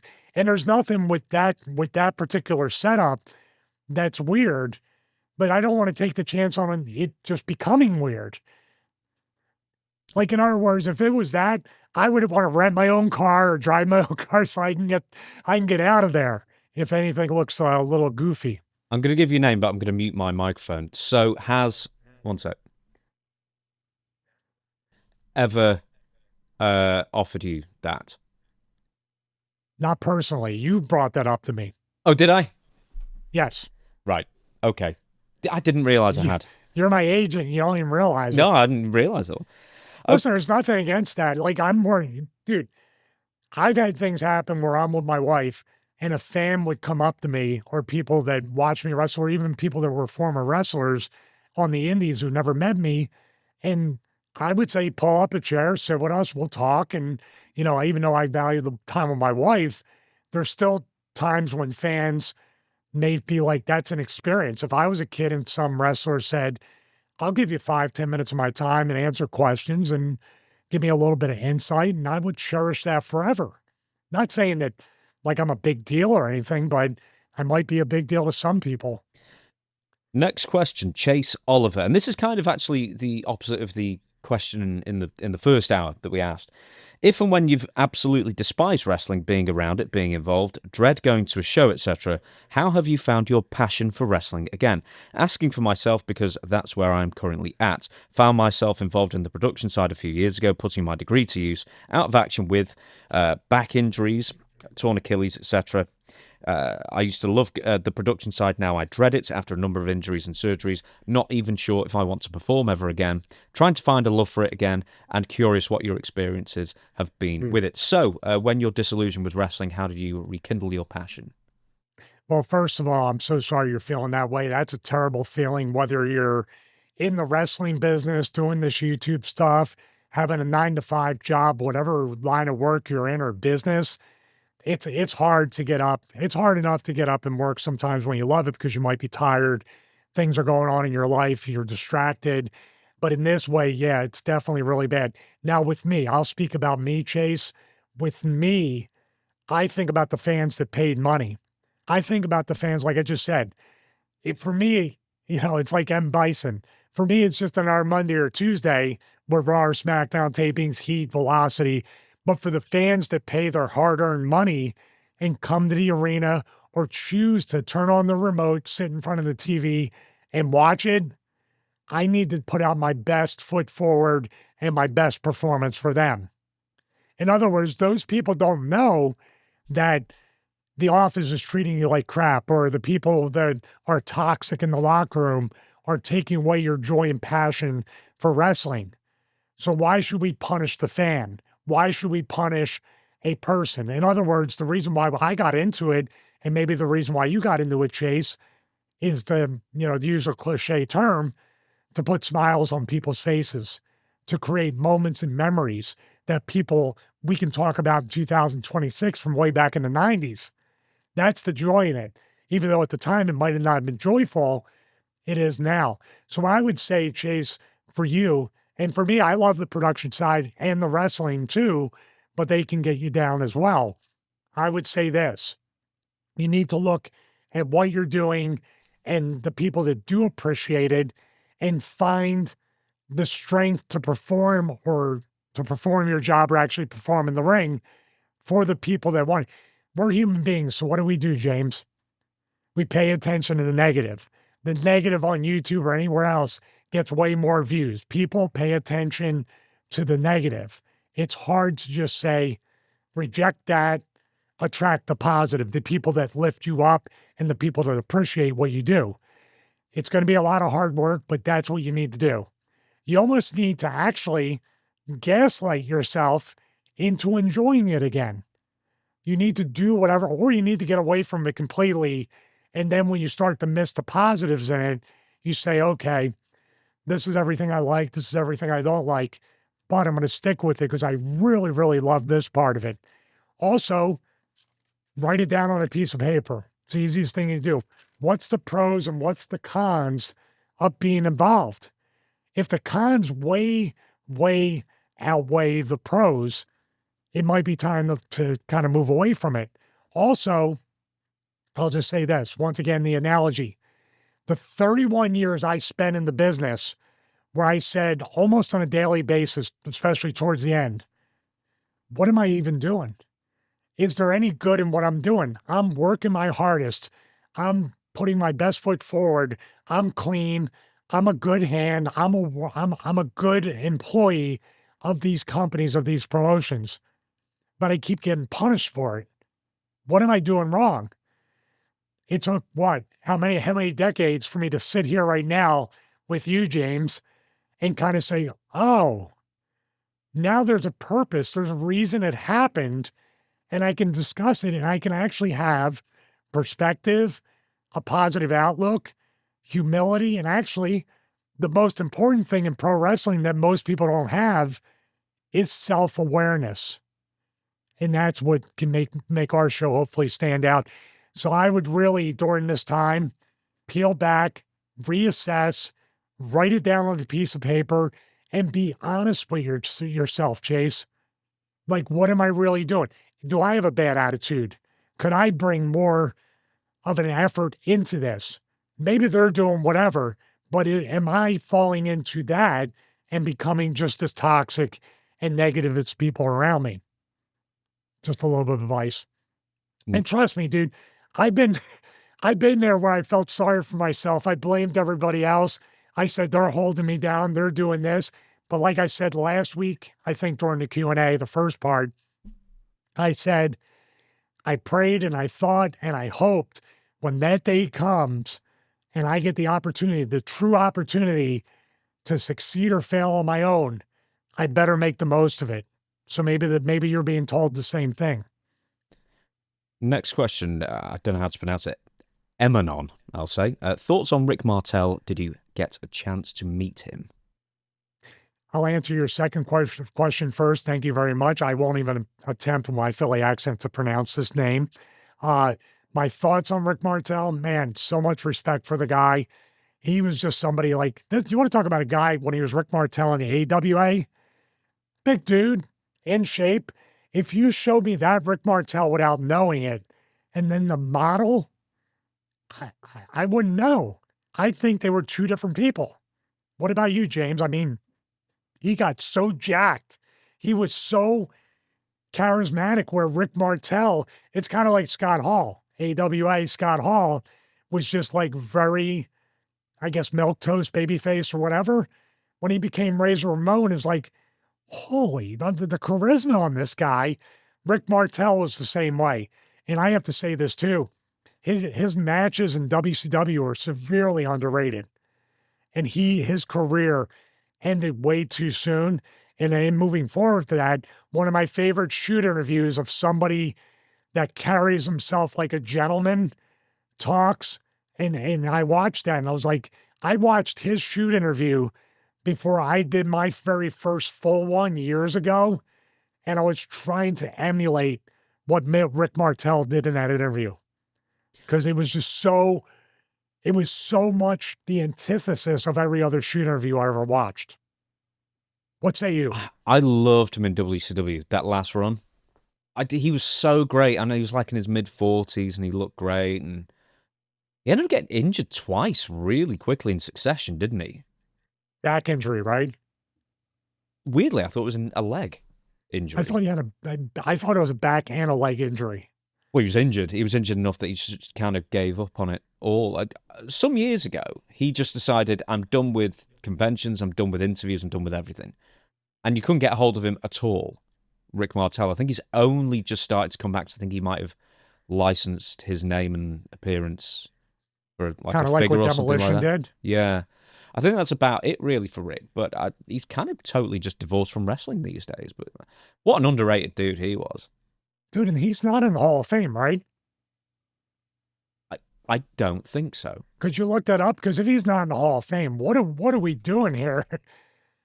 Well, and somebody that should have a Hall of Fame and a Legends contract, does he have a Legends contract at least? He is not part of the Hall of Fame. And my guess is he probably doesn't have a Legends contract either. Because if he's like that divorced from wrestling, he probably hasn't. He would have to make appearances and do stuff WrestleMania weekends and stuff. How is that guy not in the Hall of Fame? I've never heard about anything like being part of any kind of concussion lawsuit or any kind of lawsuit or any kind of like heap with the company at all. No. He was in 2K18 and 2K19, though. So at some point he did some business with something to do with WWE. That's about it. He's just done. Do you think they're waiting maybe at this point for a WrestleMania in Canada? That's a question. I was just going to say, like, knowing WWE, they'll probably wait until he dies, and then they'll put him in when it doesn't mean anything. Like they did with Vader and Sid. Did they do that? They did that with Sid as well, didn't they? Yeah, I think it was posthumous. Yeah, and these are guys that actually performed and did matches with Heath Slater, which means they were kind of not in bad standing with the company. But Rick, I mean, I don't know what he looks like now, but when I saw the shoot interview, I was like, dude's still like in really great shape. He looks healthy. I really do like that. He went bald because he had great hair into his 40s. Yeah, but dude, I don't know him personally, but from what I've seen and what I heard from Lanny Poffo did a famous video where he sang to him happy birthday on a video I saw on YouTube. Did he? Yeah. He did a poem or something for him on his birthday. Right, okay. I'll find have to be all that in if it's there. You're going to look it up. But I would say this, I don't know him personally, but everybody who's ever talked about Rick has used the word gentleman. I don't know if that's the word, if you ever asked about him or anything. Yeah, I tried to get him for an interview. He was off the grid, man. Hey, do you know who you won a tag team championship with? Dosey going to the sunset flip, right? We will move on. Because we've only got two more questions. I'm sure somebody on the team was trying to switch her from Martel and Garea to Garea and Martel. Hey, alphabetical order. Probably. Hey, well, he'd won 5 belts, hadn't he, Tony Garea? Was he ever the captain of the team? What a terrifying thought. That's almost like me winning 23 hardcore titles. Sorry, Raven, 2021. He's 23. Oh, is he? Oh, is that a... No, he said that. I was 20. This is a big thing or whatever. I don't know if it made the documentary or not. What? Right, what? Right. No, I told the story about Raven following around the magazine people and all the other people, telling them how many times he wanted more than everybody. And there was a big debate between me and him. It's on Wikipedia and all this stuff. I think he got to them where he wanted 23 and I wanted either 21 or 22, but it's the opposite. I'm looking now. Okay, so in the list, so let's go to Wikipedia. Number of reigns. Raven now has 39. Crash has 22 and you have 21. 39. I didn't know Raven was that technically proficient to edit a Wikipedia page. Right, so is he full of it then on this? I did. The whole hardcore division was full of it. We're arguing about a title nobody cared about, and we were beating each other into oblivion. So, dude, do you know what? People would have cared about it more if they didn't change hands 4 times every show, including the house shows. And I know you want to get that rise out of people at the house shows and stuff, but then it always ended up on the person who turned up with the championship round the waist the day of. So it meant nothing. Well, WWE title's kind of turning into that right now. We'll talk about it later. We will do. But dude, I'd love the hard. That is a future episode, by the way. Take a drink. We've got to do an entire thing on the hardcore title. But okay, let's flesh this out then. At what point did Raven start whinging that he had more hardcore championship reigns than you? Oh, from the get-go. From every, it looked like talent meetings of everybody around arguing about who wanted more. There was Stasiak, there was me, Crash, Dreamer. Well, I think Dreamer was like, I don't care about this. But everybody was arguing about it. But we were, Raven and I were right up there. And obviously Crash was the Houdini of hardcore. He was the one that put it on the map. So let's save the details for that, because that's going to be probably a 20-minute clip talking about that. Okay, we will do then. That is the side. You got to get his face. It's 20 minutes talking about Raven. You made a face like you were just, if you were on a roof, I would be like, don't, please don't. All right. Well, 20 the minutes. The life left your body for a minute. 20 minutes, we're right. All right then. I'm going to leave this one question out, and we're just going to go straight. Now, by the way, I hate to interrupt you. Oh, yeah. I think now we know, I can now explain the decline of Tommy Dreamer with his enthusiasm, because he worked Raven all through. So you started to sound like Dreamer. You're like, Raven. 20 minutes. Right, okay, so we've got to do a future episode. Hardcore title, it is in the list, it's in the queue. I don't know how many questions I can ask you about that, though, unless it's just certain matches. There's probably a lot of questions I would ask myself about that. Okay. You can write the format for that one then, because I'm kind of stuck on the red. So this next one is ranking video. So a question direct to Stevie, and for some reason I haven't got the person's name. I'm very sorry. This was submitted a while ago. Ranking the best and worst promotions to work for. So I thought I'd come up with some categories of locker room atmosphere, backstage organisation, travel organisation of tickets and itineraries, availability and clarity with the office for various issues like logistics and pay disputes and anything like that, being made to feel valued, ability to be creative, bosses you work for, getting paid, that kind of thing. So I thought we would rank, or if you could provide a ranking, in fact, of the worst to best promotions that you spent kind of any amount of time for, that also has like some kind of like name value as well. So you can't, like Billy Bob's Wrestling Poe Duncan. So we're talking about, barn. Let's talk about, I guess, ROH, TNA, WCW, ECW, WCW, and WWE. And yeah, and 5. A couple of the indies, because I know you worked MCW a lot and Wildcat and whatnot, so we can throw those in, Ring of Honor. Yeah, those two would be my favorites. Spoiler. Okay. MCW and Wildcat. So are we going to go with, are we going to go from bottom to top then? Or should we just go to top to bottom, since you've already given away the top ones? Yeah, let's do it whatever order. So you can lead this this very organic segment we have here. Well, yeah, it's a bit too organic, isn't it? Yes, it is. Sometimes we don't quite know where this is going to go. Hopefully people will then enjoy. Start from best to worst then. So start from the very best promotions you ever worked for, considering all of those categories and more that I've suggested, and where they stood out. So it's not a breakdown on each element of ranking. No, it'd be here all day otherwise. All right, so the categories, if you could read them, and then we'll go with the criteria. Yeah, once again, so locker room atmosphere, backstage organisation, travel and organisation of tickets and itineraries, availability and clarity with the office for various issues, being made to feel valued, ability to be creative and do your own thing to a point, or at least suggest stuff, bosses you work for, how well you got on with the bosses and maybe the agents, and general being comfortable, they paid you well, that kind of everything in that vein. Okay, so let's put the context forward, because this ranking is not when somebody's at the bottom that they are the worst, as in there was nothing good about being there and there wasn't anything I enjoyed about being there. Although towards the end of WWE, it could be the bottom. That's another element of this that makes it maybe overly organic. There's different phases and experiences with the time I spent with each company. Does that make sense? Mm-hmm. Different elements that, like the questions before, are excellent. You get to a point where you become very disillusioned with the company. I would say this, at the bottom of the list, because there was a lot more times that I was made to feel like I wasn't valued at all, that I wasn't allowed to be creative, or when I was creative, it was shut down. The bosses I worked for were very belligerent and demeaning and condescending at times. There was no availability and clarity with the office. Don't dare talk about pay disputes. But the itineraries were there.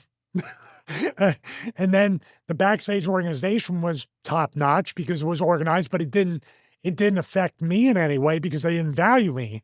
And then the locker room atmosphere, very cliquey. I was there, kind of figured in, mainly tech support when they needed me. WWE's on the bottom of the list because there's way more negatives about my experience in WWE than positives, especially the valued, being made to feel valued and not letting me be creative so I could be valued. The bosses not value me and treat me a certain way. Some of the things that they tested me with, WWE would be on the bottom. And I think people would be surprised by that because those things completely overshadow any backstage organization, getting my tickets early and stuff like that, and pay disputes. Ask Steve Blackman about the pay dispute for a video game. That didn't go well after that. Okay, I'm going to ask about that right now. He got his money. He went up to Jim Ross. He was like, what's this? I don't know exactly what the verbiage is. He got his money, but what do you think happened after that? They get their money back. I don't know exactly what they did, but I don't think it was figured in too much after that. Next up there, there's a couple more promotions. OVW, HWA, I want to throw in as well. There's a special place in my heart for HWA because that's the point where I lost all the weight after the right to censor. I got the opportunity to perform again. It was up to me. We all did. Bill DeMott, Tommy, myself. We had AJ Styles there for a short time, Shannon Moore. I think Crash was there for some time. We got to fall back in love with the business again, and we got to make it a brotherhood, at least with this group, once again. So HWA and OVW in a way, but I was in HWA way longer training. We just went over there a couple times. It holds a special, and Les Thatcher is a class act as well. So I appreciate and thank him for the opportunity. I wouldn't put them at the bottom of any of that. Okay, so what is one up from WWE then? I would probably say not in the beginning, but towards the end would be WCW. The fabulous 4 months. My internal issues with Raven, but at that point, all the chaos was starting to happen. Like, what are we doing? And it's like 7:45 type stuff and everything, and other things were happening. And I started to see the locker room atmosphere kind of change a little bit from when I got there in July until when I was gone towards the end of the year. That quick? I just started to see hints of people not being happy and maybe outwardly saying things. And obviously I felt I guess you call them the birth pangs of that, because after I left, the Raven story happened where Bischoff did the thing where he said, if you don't like it, leave. Raven got up and left. And people started to really voice they weren't happy. And this was this around the time or like right after I left where people like Eddie Guerrero were getting on the microphone and shooting on Eric Bischoff and doing different things like that? Yeah, that was like mid 98, maybe the autumn of 98. Raven left in, I guess, late summer of 99, somewhere around there. But I started to see when I first got there, I remember Virgil came up to me and said, man, this is such a great place to work. Everybody's making money. Everybody's happy. And then that's what it looked like. But as things started to progress, I guess because the veil comes off, or maybe that was the change in the culture. I'm not saying I saw people getting into it, bitching, throwing stuff or anything like that. Excuse my language. I'm sorry. But it was very much like the quiet type thing started to people, little remarks. And I was like, oh, this is, and then of course, Raven and myself were just like, no, it wasn't easy. So I think maybe the energy we were having was being reciprocated, or maybe people thought, oh, they're not happy either. I can say what I feel. But it wasn't a bad company. I wasn't there long enough to say it was a bad company to work for. That's what I'm saying. These are very experienced or phases of my time in these companies. So one up from WCW then? I'd probably say TNA. TNA, because They gave me the opportunity to be creative. They made me feel valued up until the point where I was trying to get a contract. Then it was all different after that. The bosses who I worked for, I enjoy working for Russo, Terry Taylor, the limited time with Dutch. Dixie Carter was just flavor of the month, whatever she felt like. Jeff Jarrett, I avoided him because I was a little scared when he would get angry. So, there you go. Now he's angry again. The locker room atmosphere became very cliquey. Backstage organization, like I said, it was just, especially Hogan and Bischoff when he came in, everything was turned upside down from my observation. Here's interesting about travel, organization, and all that stuff. When I lived in Florida, they never used me. When I lived in Connecticut, they flew me down for every TV. They love to spend that money then. But not paying me. I can tell you right now, we'll talk about it. First year I made 16 grand. Second year I made 12. What were you doing at the time to supplement your income? I worked some indies here and there, but I was doing personal training. I was doing computer service work. I was doing anything I could. So, one up from TNA. What's next? We also need to wedge in OVW and HWA somewhere as well. Well, they have a special place in my heart, so I'd probably put them above, right, that would be the spot here. Mm-hmm. You know, because obviously locker room atmosphere is incredible. You're not going to have a lot of organization on an indie, but you go with the flow. You know, you just get the opportunity. You're not traveling except for driving. It's all local shots. The availability and clarity with the office, various issues. Les was really good at that. Cornette was really good with that. Being made to feel valued. Man, I go back to clarity. Cornette will tell you something stupid. Les will tell you something stupid. I appreciated that. Being made to feel valued, they need you. You're there to contribute, and they want you to contribute. I could be as creative as I wanted to be. And, of course, the bosses I worked for were amazing. And when I say this, Les and Cornette, we worked with them, not for them. And it really, I felt that in my heart. So we've only got after this Indies, ECW, Ring of Honor. Well, I would say Ring of Honor next because I was allowed to be creative. I was valued. I felt valued in the locker room and by Joe Koff and people there. The locker room atmosphere was very welcoming. The backstage organization, I didn't really pay attention to because I had a match to do. Travel, that was easy. I was friends with Jeff Jones, so he would be like, what flight do you want? What hotel do you want? I rode with him. It was pretty easy. With Ring of Honor at the time when you were there, I'm sorry to say, interrupt. Yes, he was. Yeah, he was there. Who? Jeff Jones. No, I wasn't saying Jeff Jones. Nothing to do with that. It's what was their loop at the time? Where were they running mostly? Ring of Honor. Well, I didn't work I worked Philadelphia against Roderick Strong, which I flew up from Atlanta for that. They were working the ECW arena, 2300 arena. Lockport, New York, I worked against Jay. This all kicked off because I was in the building, I think it was Rome, Georgia, and that's where Jay and I had to pull apart, and they had the idea for us to have the Proving Grounds match. So they were bringing me back for little things here and there. The Midwest loop was Illinois, and was it Ohio? No, I don't.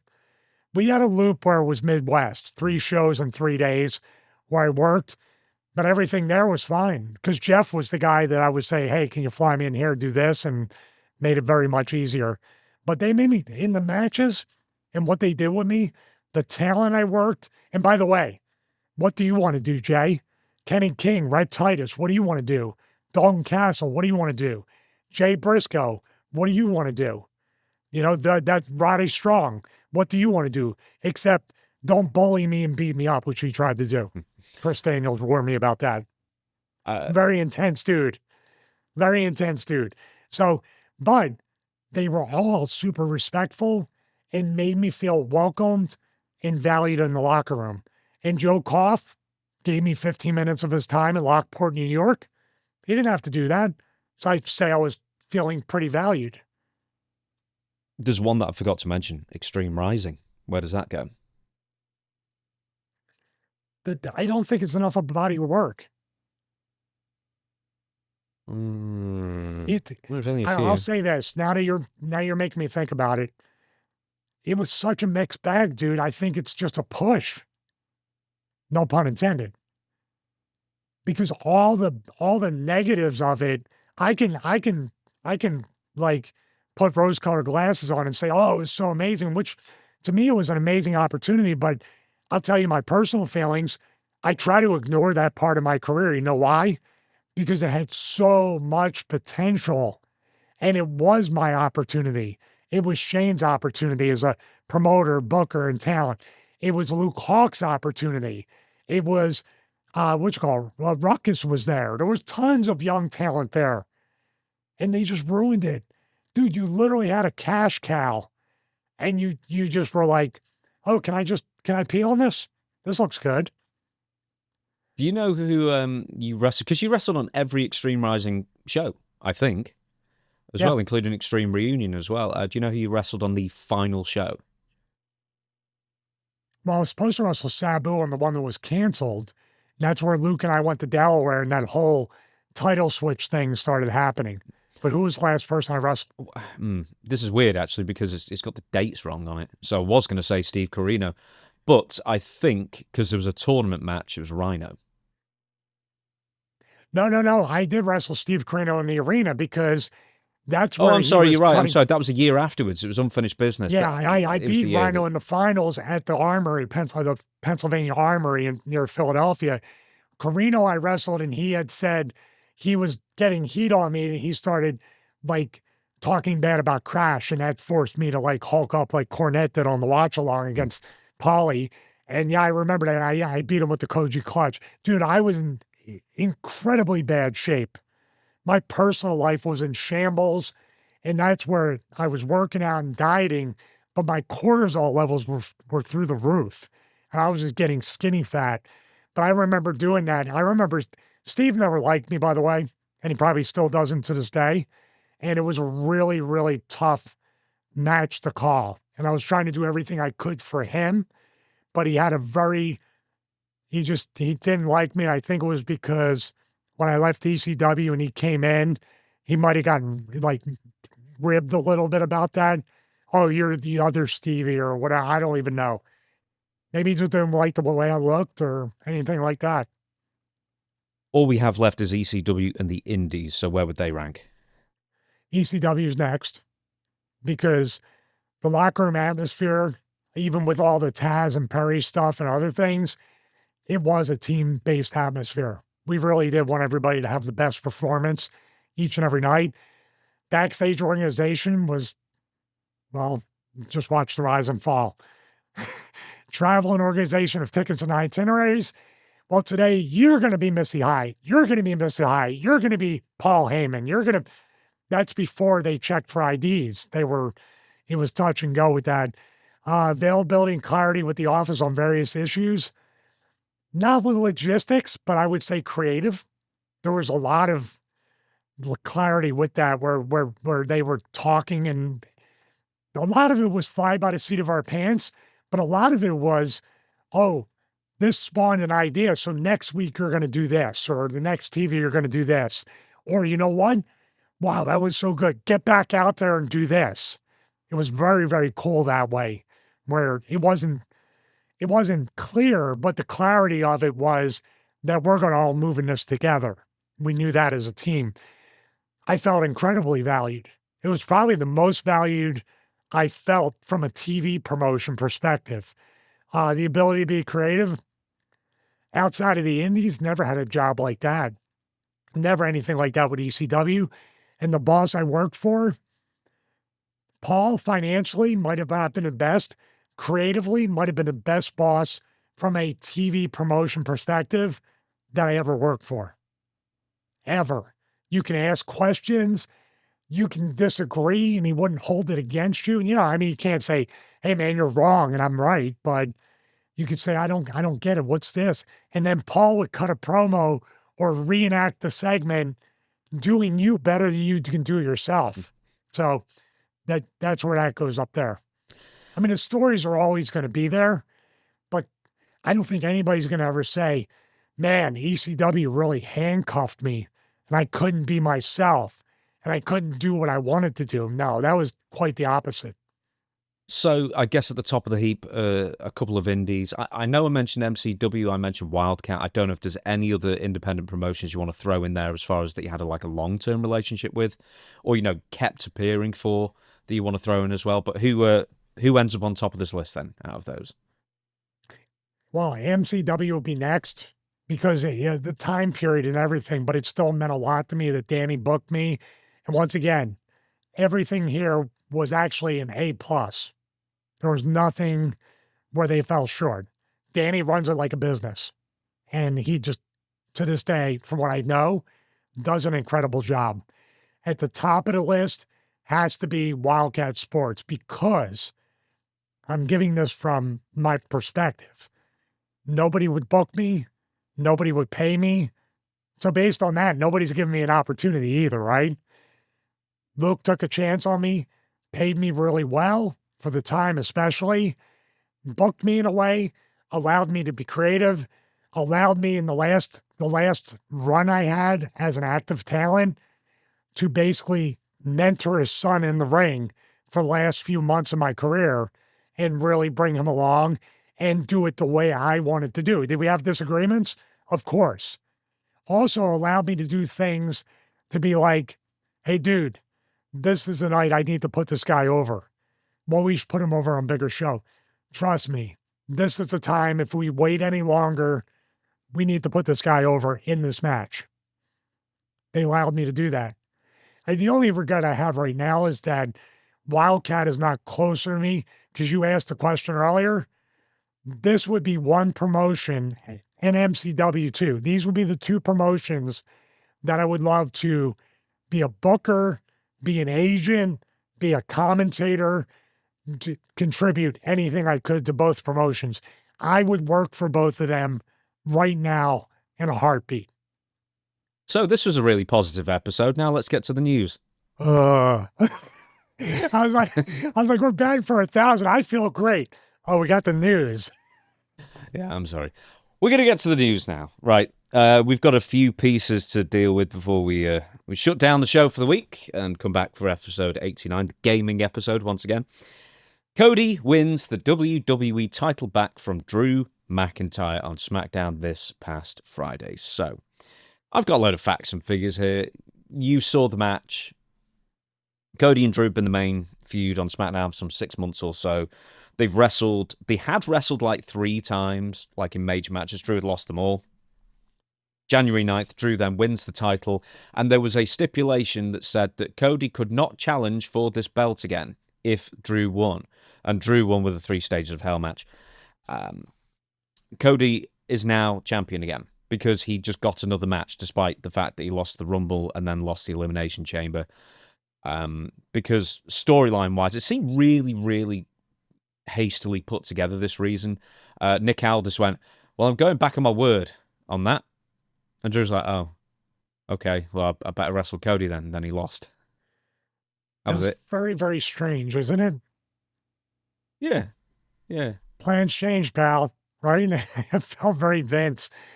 Man, this is and this was a thing. This is really a shock. And I would say, I think they're trying to mix stuff up before we get into the details of this and everything. I think they're trying to mix things up and create that chaos from WrestleMania 40 in a way. Do you get that feeling like it's not etched in stone? No, I'm not saying I'm not saying that it was pulled off as well. I'm just saying. I was going to say, this isn't by design.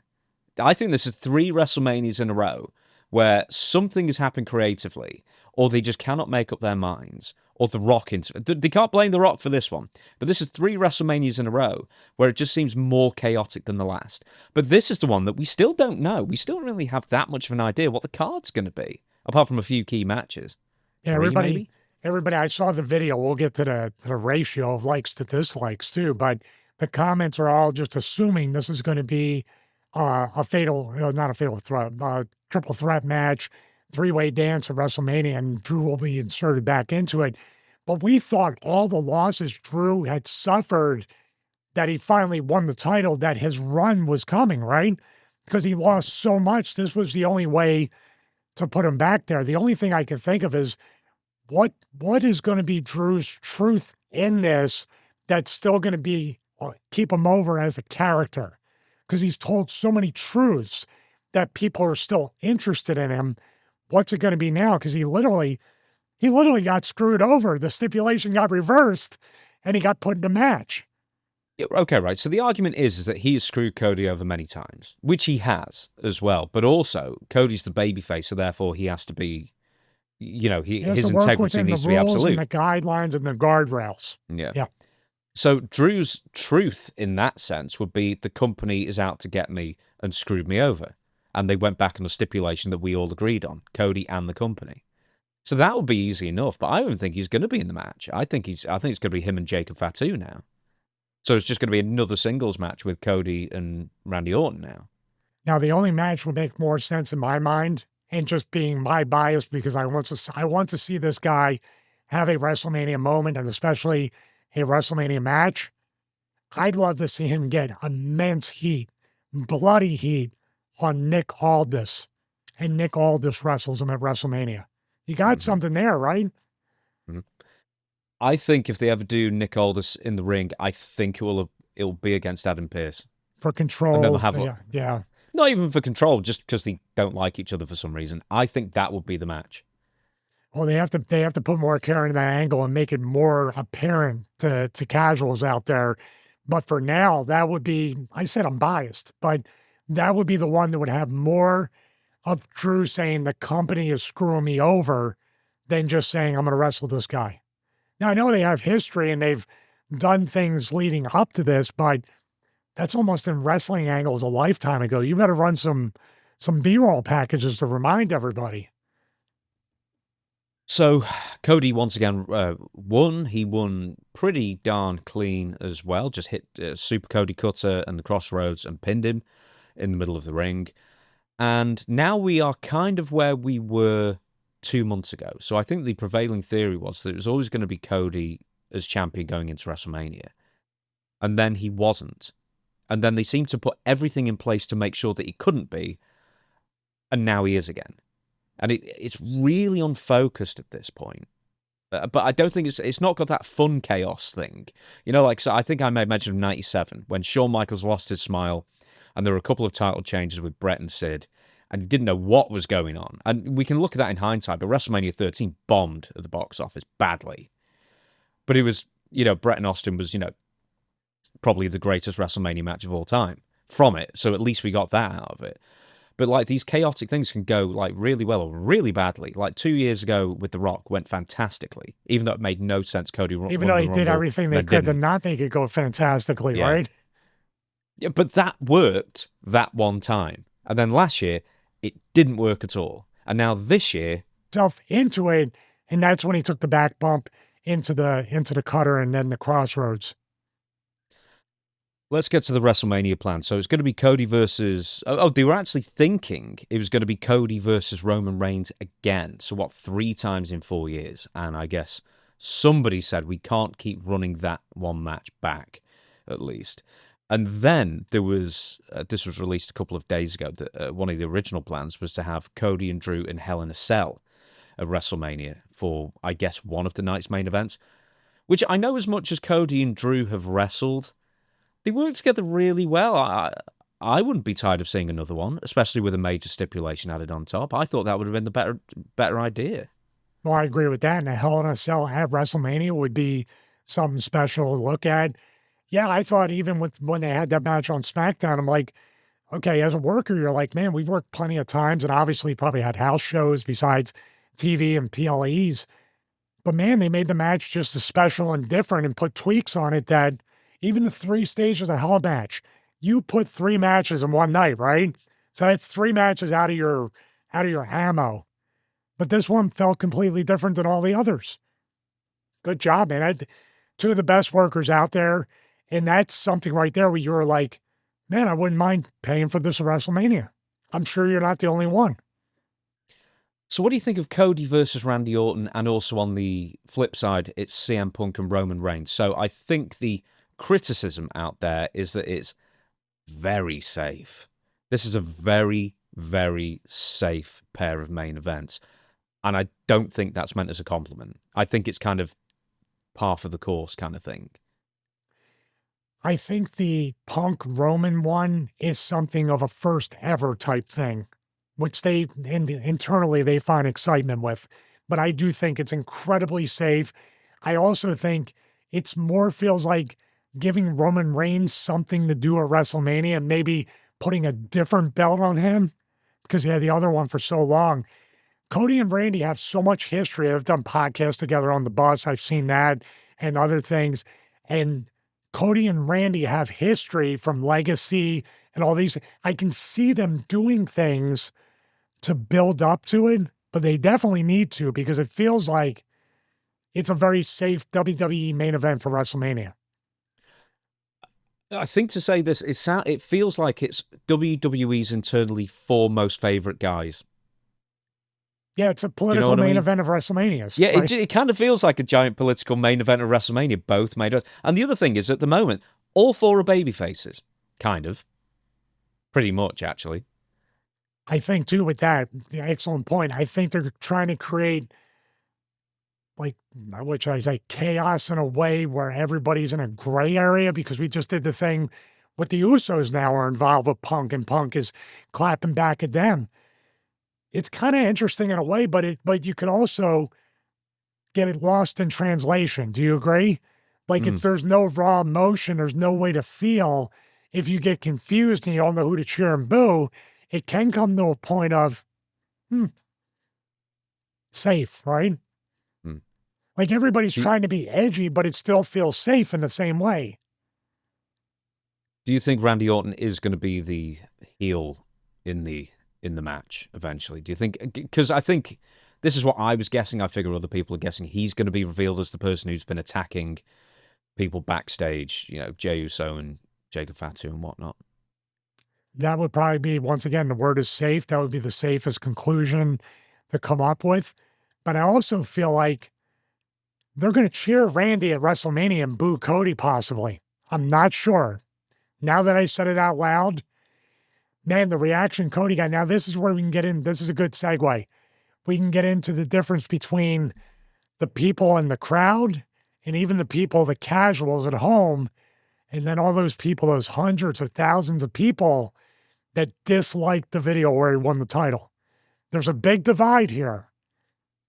There's now a theory. Someone online was claiming that and actually was showing a receipt claiming that they had bought dislikes for that video. Do you think we're getting Homelander? Yeah. No. There's been posts Cody's out there. Do you think Cody's going to be the heel and become the Homelander character? Well, he was disliking his own video. No, that would be amazing. That they were buying dislikes to make it look like Cody is. That's a play on.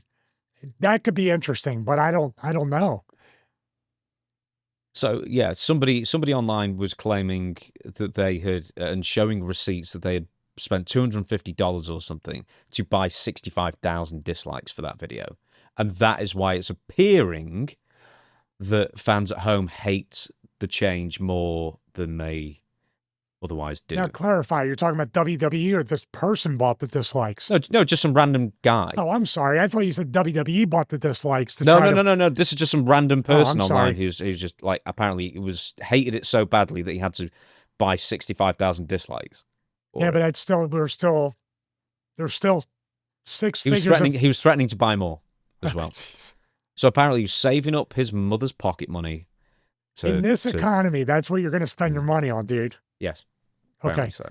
I'm sorry. There was a misunderstanding there, because I want Homelander Cody. That's what of course I like Stardust too. He was really good as a heel. I really liked him as a heel. Wasn't he in TNA? Oh yeah, him and Brandy. Yeah, they were heels. Yeah. So, okay, ultimately speaking, creatively speaking, Cody Rhodes winning the title back. 1, do you approve of him winning the title back? 2, should he have ever lost it in the first place? And 3, why did he lose it in the first place? Just a hot potato the belt back and forth. And now we're just where we would have been in January. I personally have no idea. I don't know. I talked about Drew winning the title after all the losses, the 3 losses to Cody, constantly being screwed over by the company, which I like to keep the character and the truth strong. But once he won the title, I was like, okay, Drew's going to get that run. And the fact that he screwed Cody over in the Rumble, I reacted off that after the Rumble. I was like, that's awesome that he got himself more heat and more over. It just feels very strange because I feel like Drew could have had a lot of heat going into WrestleMania, which is what you want for a heel champion. But I don't know. Should Cody have won the title back at all? Man, he's been pretty strong in both his reigns. I mean, that's I don't envy the people on creative when it comes to this right now. They are really, maybe that's why Road Dogg quit. That's funny. We're going to be talking about that in a minute. What do you think? Well, I mean, what do you think? This might be the toughest booking for any creative team right now. Yeah, I think they've made it more difficult for themselves and they can't make up their mind. That's the problem. So it would have been as easy as... I don't know why they didn't take a chance, because of all the people we've talked about, Jacob Fatu's in a grey area because he also attacked Cody a short while ago. He is mostly a babyface. But the only person in this equation of the 6 people who is a stone-cold bad guy is Drew. And you need to have that. You've got to have the good and the bad. I've never bought into the grey area stuff. Not really, anyway. I mean, maybe for a short while as a kid, but you've got to have the dark and the light, man. You've got to have someone to boo. And as Dutch says, slap me in the face with it. Slap me in the face with this is a bad guy and the other guy's the good guy. And everything about the bad guy is absolutely horrible and evil and they're dastardly and they just deserve everything they get. And the good guy, shining light, in shining armor kind of thing. Like, what's wrong with that? Especially now. It's not 1998 anymore. Well, yeah, I mean, the human nature throughout all of history is tribalistic, right? We want a good guy and a bad guy. It's very binary, zeros and ones. So I agree with you. I want to be able to appreciate, I'm a worker, obviously. I'm a wrestler for over 30 years. I can appreciate Drew as a heel. I have a different way of looking at it, but it still makes me pay attention to the heat that he's getting, to the road of the babyface, the story, Cody's story, and trying... I do believe Cody is very, very over as champion, but I also think there's also value in the chase and the underdog. Dreamer proves that time and time again. I keep bringing that name up. I really think Cody, if Cody was in a way being screwed over so much and starting from the bottom and working his way up, people would, with the 3rd title reign, really be behind that, maybe even more than the first 2. You don't know. But it does feel like a very, very much like a flash title change for no reason. Cody, to me now, like the first title reign was great. The second one, he kind of feels like he's now the establishment and he's the fallback. And now the 3rd title reign, he really just does feel like the fallback guy to put the belt on. Is that a fair thing to say? People in the comments, sorry to jump on that, the people in the comments on that video were talking about, oh, yeah, he's Triple H's boy. He's political. They're making him into, it's a politic win. That's what they're saying in the comments. That this is not only a fallback or this is the good, all reliable champion scenario. They're thinking that Cody politicked to get the title back. Yeah. Do you think this is a Shawn Michaels thing? This is very much deal. Somebody like that. This is a Hogan thing. That doesn't work for me, brother. Yeah, I don't see that at all. I Other don't than, either, people advocate for themselves. Perception's reality, pal. If the fans feel turned off by it, and they already, dude, TKO and WWE are giving people less and less reasons to buy tickets to WrestleMania or even buy the PLE. Oh, dude, I think between them running that, it was in the last few weeks, I think they only shifted like an extra 250 tickets, or like the last couple of weeks. It's like the ticket sales are totally stalled because they're not giving people a reason to and go. Also, they're waiting for another winter code for the sale. Yeah, well, that will come at this point. I'm absolutely sure that will come. But so like, they're I on don't the remember. level of indie shows like selling tickets, 250 tickets. Yeah, we'll have to wait for the next time WrestleTix releases like some numbers. But yeah, I think from like a week ago, the last time they released some numbers for WrestleMania, they barely shifted any. It's just because, like, even if they don't announce what the matches are for WrestleMania, you've got a generally damn good idea by this point what you're going to see. And we still don't even really know if it's going to be a singles match between Randy and Cody. Could be a triple threat match. It's probably going to be a singles match. But aside from that, and Rhea Ripley and Jade Cargill and Brock Lesnar's going to be there, there might be one other. There's still a lot to flesh out with this card, and you're asking an awful lot of people to spend an awful lot of money for a mystery card, for the most part. I think that key right there, because they pulled the trigger on that sale, I think that's more of a reason why it froze everything. Besides the economy, and Vegas is super expensive, these tickets are super expensive. I believe the number one reason is you'd be an idiot. You'd be the worst consumer in the world if you weren't looking at that and then they took the code down and you're like, I'm just going to wait till the last second. Here's my question back to you and everybody else. Is this going to be the norm now? Because me, I would look at like whatever Backlash or anything else that's after this, or SummerSlam, Survivor Series, and say, well, I'm just going to wait till the day before and see if they're going to have a sale. So now you might have... They've established this. They've There's established now Raw and SmackDown. The pattern now. And the thing is, we talk about it, I talk about it on my channel, so there's going to be a lot of savvy enough wrestling fans out there who pick up on this, and through other people's podcasts as well, if they're not just picking up on it through social media and realizing it, of course. That's hundreds of thousands of people who are now going to be reached, who would otherwise have bought tickets earlier, that now see the pattern of, well, they release cheap tickets 24 hours beforehand now, which they have done for Raws and SmackDowns and WrestleMania months out in advance. It's now a pattern, so you'd be a fool to buy on the first day, unless you're trying to get ringside. And even then, if the pattern establishes itself over time, what if ringside or first row aren't selling because everybody's waiting for the specials for that? Now, people might have already booked their plane tickets and hotels, hoping I'll be there, and if it, like the day of, if they release the sale or do whatever, what if we get to the day of and here comes Ben Hameen's Tarp Emporium? Like they have to, I'm just saying, like, this is pretty dire in a way. You're mixing it with everything else going on in the world. We don't know dynamic pricing we talked about with the PlayStation. What did fuel go up in the past week for you? It's gone up anywhere from $1 to $1.50, and even diesel's way over $5 here in Florida. Oh, dude, we do it in litres here. For whatever reason, it's litres, not gallons. So litres went for diesel, something like 140 to one forecourt not far from me.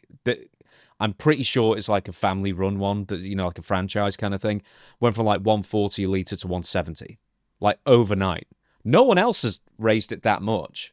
And the best place to get fuel here is supermarkets, because they're the most competitive with each other. Yeah, like we have Walmart and Publix and stuff. But I'll say this too. We had there's a point to this, everybody. We've had the gas rise in the morning yesterday, and then my wife and I had to go back out in the afternoon. They raised it again, twice in one day.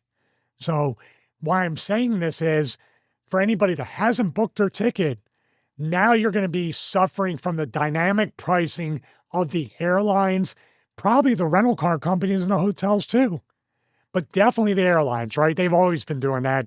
So now people might not go because my plane ticket just went up by like $300. And then you got to, the longer you wait until the time, obviously the money goes up too. So what we were talking about creative issues is we now have to go to one of the biggest creative shakeups in a while in WWE, and that is Road Dogg Brian James quitting. So this is from the PW Insider report. I'll give you the abridged version. Originally, it was said that Road Dogg was fired. It was later clarified that Road Dogg had quit. He'd walked out of WWE. So as reported earlier today, James quit the company. We are told James did so in person. WWE sources have cited that James openly expressed his unhappiness and tendered his resignation from the creative team. James was not let go, and nothing that happened today was a result of WWE removing him. In fact, it was the exact opposite. And the funny thing is that he was just announced also for WWE's World WrestleMania meet and greet as well, which he's still advertised for because he does have a Legends contract with WWE still, so we believe. But Road Dogg leaving WWE creative, and we saw the Unreal episode. We'll get into that as well. But what's your reaction to that news? Well, first, I thought he was going to resign right there during that clip on Unreal because he looked so defeated. That was months ago, right? So you can imagine all the times he's tried to do this. Personally, I always like Brian. He's always been a really good, disarming guy, friendly guy to be around, easy to talk to. He's self-deprecating. I can appreciate that as well. Very, very charismatic. All the Armstrongs have been. What I think about this is, it really is a telltale sign.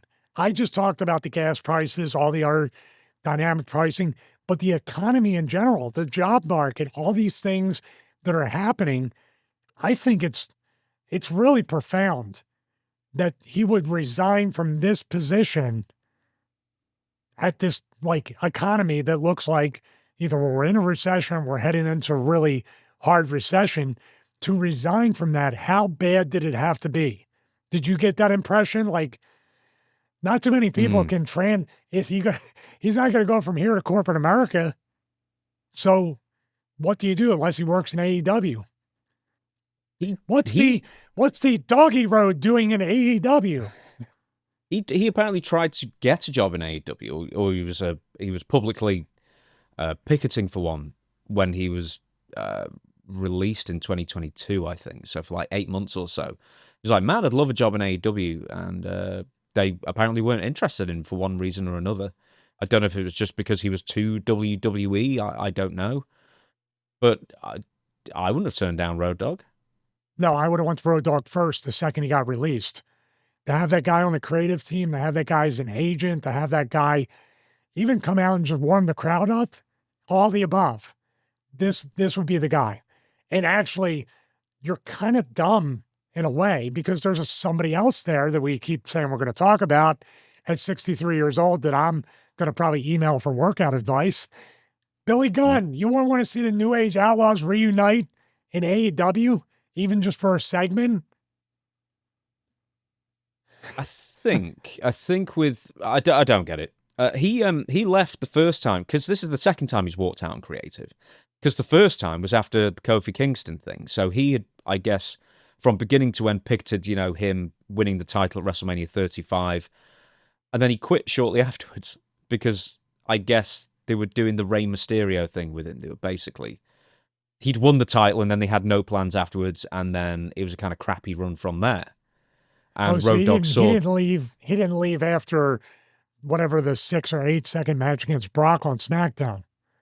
He was gone before that. Very shortly after WrestleMania 35, yeah, is what I understand. He must have known something. Maybe they already planned to do something like that. Well, that's what I was going to ask you, because it's like, I had a working theory that he was probably the one, or possibly the one, who advocated for Drew McIntyre to win the title and go to WrestleMania. Oh, nice. Yeah. And then all of a sudden Cody wins it again, and all of a sudden Road Dogg's left. And I'm wondering if he was, because he's left for creative reasons.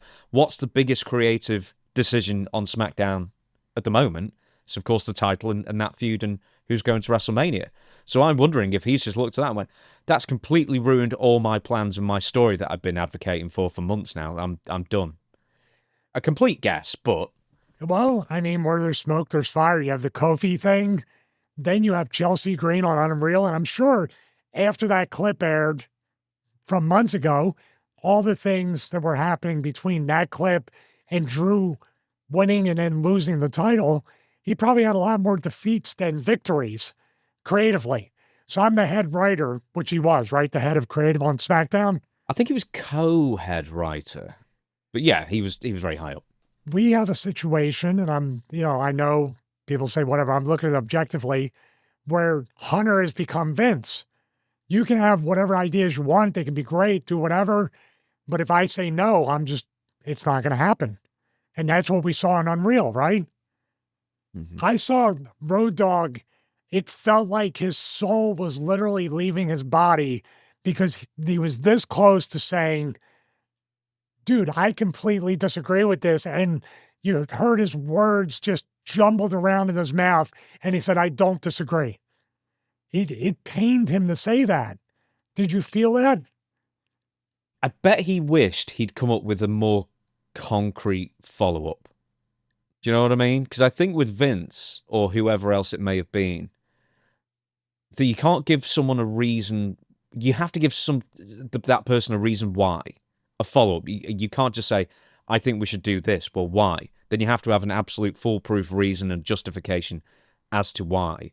Because if you don't have that, they'll dismiss it out of pocket. Well, I'm going to tell you what the trap he was in, and he realized it like a nanosecond in to open in his mouth, because what he wanted to say was something that can, like, really defending Chelsea. But I'm going to tell you right now, knowing the way that works with other people in that room, which we saw, if he had advocated for Chelsea, he would have to compare her to the people that were burying her and putting them over. If he said what we said, well, this girl's like almost 6 feet tall, and you want the girl, you're saying you can't beat the girl that's almost 5 feet tall? Guess what happens? Hey, Road Dogg was burying you, Alexa. Now you cause friction, or now whoever is, say Bruce loves Alexa Bliss. Now you're basically saying Bruce is stupid. Do you see the trap, the minefield? So that's when he was like, I don't disagree. Do certain people like vociferously gatekeep their own favorites in creative? Or, I mean, I'm sure they do. But for the most part, as far as you can tell, are they fairly unbiased in that respect? There's nobody unbiased when it comes to creative and wrestling. It is fake and subjective. Every bit, like people probably said when we were defending Chelsea Green, well, she's nothing. She's entertainment. She's this, she's that. Okay, it's all based on opinion. So Road Dogg's opinion, but I feel like Road Dogg's opinion is more valid because she hasn't even reached her potential. Alexa Bliss has been given, what, at least half a dozen full-time months or years of creative, kind of protection. Chelsea's had almost none. But here we are. It becomes a shoot. The biggest marks are in the office because Alexa won all these matches. She's better than Chelsea. Road Dogg, do you think from his first run and maybe even a second run gets unfairly blamed for some of the bad stuff that happened on the show? Because once again, as we've seen time and again with examples, it doesn't matter who the head writer is. You're basically beholden to Triple H or Vince McMahon, or even Triple H and Vince McMahon and Bruce Pritchard and Michael Hayes, or whoever else is in the inner circle. Yeah, I totally agree with that, because that's the other thing. People were probably commenting, maybe even on this video, Road Dogg sucked as a writer. He's awful. It was nothing. I'm telling you right now, even if you're co-head writer or head writer, you still have to answer to Hunter and maybe even TKO together. And they can override anything they want, or let's just get through this week. Let's just do this. That doesn't make sense, or whatever it might be. And now you're forced into the same thing I talked about before, whether it's the Performance Center, NXT, and even on the main roster. How can I craft a story or an idea or a concept or a character that Hunter will already say yes to? Not the best idea, but the best idea that he likes. And here's another thing. How can I make him believe it was his idea? It's so exhausting. No wonder he left. To go on the Chelsea Green thing briefly, apparently Michael Hayes reportedly apologized to Chelsea. So she said as well, for his comments, my follow-up would be, well, what good is an apology? Because he meant it. He said it on camera in Unreal. He claims he took it out of context, which they didn't. They just took out the first bit, which had no bearing on the second bit that he said. So what good's an apology? Also, Chelsea was very pleased that The Undertaker stuck up for her as well. So obviously she watched that, and that segment is nothing else. But that's the trap I talked about. Did you remember what I said about that? Mm-hmm. Oh, The Undertaker said I'm good and blah, blah, blah. It doesn't put one extra dime in your bank account. And the apology from Michael Hayes cleans his hands, washes his hands of it, and you're trapped once again, because what are you going to do? I don't accept your apology? She's no better off now than she was before he said it, right? but she feels better because I've been in that spot. Man, I think your work's great. I'm like, wow, Jim Ross thinks I'm great. Shawn Michaels thinks I'm lean. Oh my God, they like my work. The money never reflected it. The push never reflected it. It's just glad handing.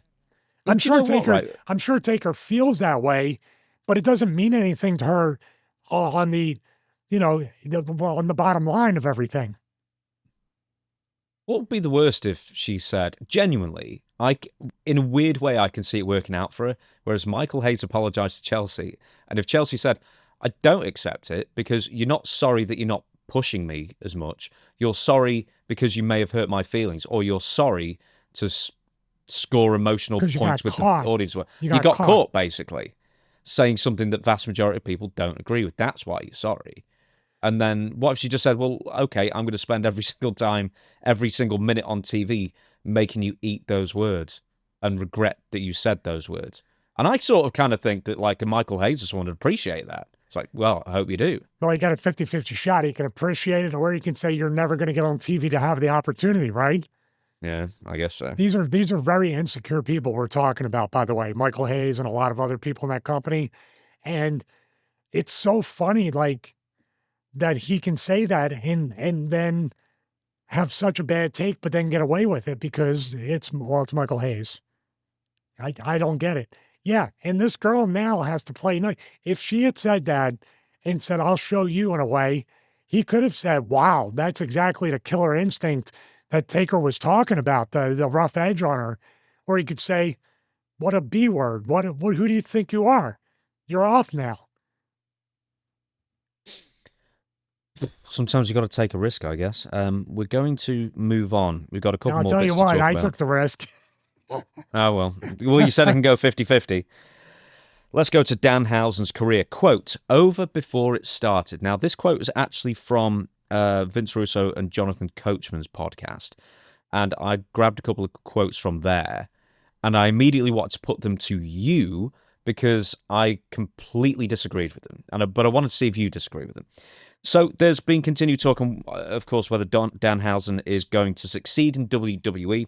It seems like, in general, a lot of veterans don't like it or don't really get it, and younger people just kind of accept the absurdity of it all. Is that relatively fair to say? Because I've got a quote from Jim Ross, and he's just like, I don't get it at all. Well, I think the wrestling business needs more absurdity. It's like you just said, we have safe main events of WrestleMania. I would love to have not absurd, like this is different.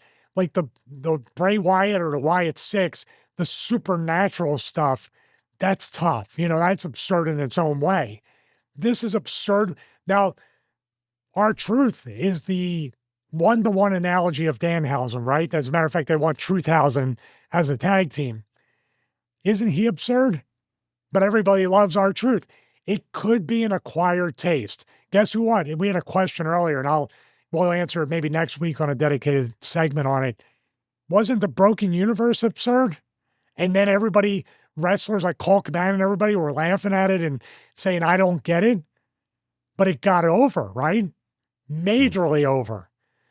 The I don't get it sounds like I'm one person right here that maybe I don't get it, but guess what? I'm going to keep watching it because I want to be taken on the absurd ride.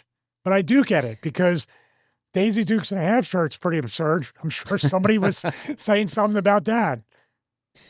So, aside from the debut, of course, every appearance of Danhausen, and he's been on both Raw and SmackDown, so he's, getting well represented at this point, has been nothing but backstage segments. He turns up, does a minute worth of wacky comedy, curses people, then leaves.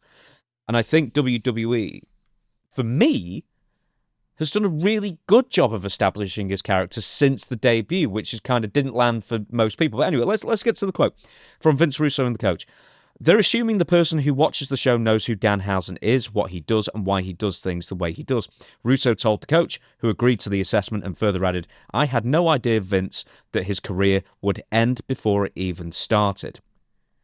But in the 2 weeks since he debuted, I think they've done a really good job of establishing his character. It's like it's a virgin market.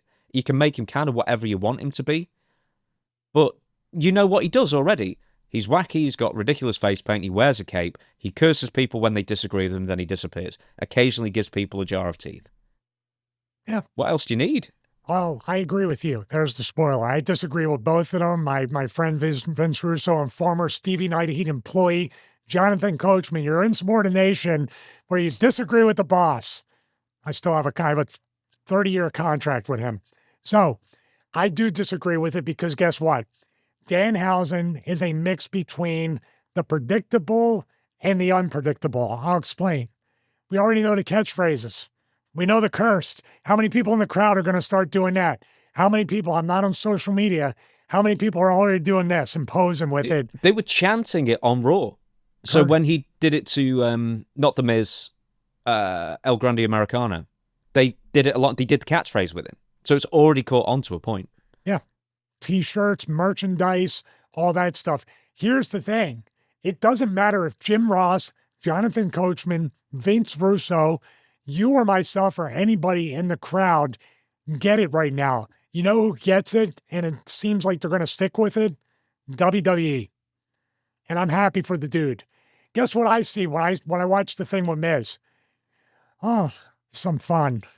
Some just kind of laugh at, detached from my life. I've been under a great deal of stress, and we talk about it off camera. There's a lot of stuff going on, a lot of chaos. And listen, when I watched that segment with Miz, I just kind of sat back in my chair and laughed. And I'm like, it's just funny. I kind of exhaled at it. Does that make sense? There's just some silliness in the world that just like suspended my disbelief for 1 minute. Thank you. The quote further continues, what happened to Mr. Iguana? This is the same thing. This is the same exact thing. Where is that guy? Vince Russo said. Danhausen is talented. I'm not taking nothing away from this guy. But this is a company that couldn't get Bray Wyatt over. And you're going to get this guy over? Good luck pointing at him, Triple H. Good luck with that. Okay, the Mr. Iguana comparison, I similarly don't think is fair because Danhausen's far more versatile than a Mr. Iguana, who is fun, and it's one of those things, it's fun for the kids and everything, but, you know, he also works in Mexico full-time, so could you bring him to WWE? Sure, why not? It'd work for a bit. Yeah, but he also, at the same time, has not cut one promo, Mr. Iguana. He's come out with an iguana in his mouth and done these things. Danhausen has already done what every worker hopes to do. He's had something, and also, here's the thing, I know WWE believes in him, just like, where's he at? Danhausen. Oh, that's Joe Henry. I didn't know if he was going to curse me like for you. Yeah, people wanted to curse us through that thumbnail, by the way. We're supposed to get sued for some reason. It was cursed. It was cursed. So what I'm saying is that debut at Elimination Chamber in Chicago, where people thought, oh, well, they booed the end of that. What was that all about? The next night, they allowed Danhausen to make fun of that. So they literally are self-aware of what they're doing. He's going to somehow in a way, I don't know if he's going to eclipse R-Truth, but man, he's going to be right up there with him. That's my prediction. I disagree. I don't believe this is like, this kind of like, hey, you're a silly character, and hey, you're a silly character. The analogies, they don't match up. I agree with you. Once again, Jonathan Coachman, you're so insubordinate to the boss, to the GM. But I can be friends with Vince Russo and vehemently disagree with him on this. They are both wrong. And guess what? Being wrong means Danhausen's going to be that multimillionaire that I hope he's going to be. I predict it. I mean, I have, if he doesn't do something stupid outside the ring to get himself in trouble, which I've never heard him do, he's going to continue on this trend of doing this. I'm hoping for this generation's George the Animal Steel versus Kamala, which would be R-Truth versus Danhausen, or Danhausen versus Mr. Iguana. That would be our generation of the most absurd match you could come up with the two biggest gimmicks in the company.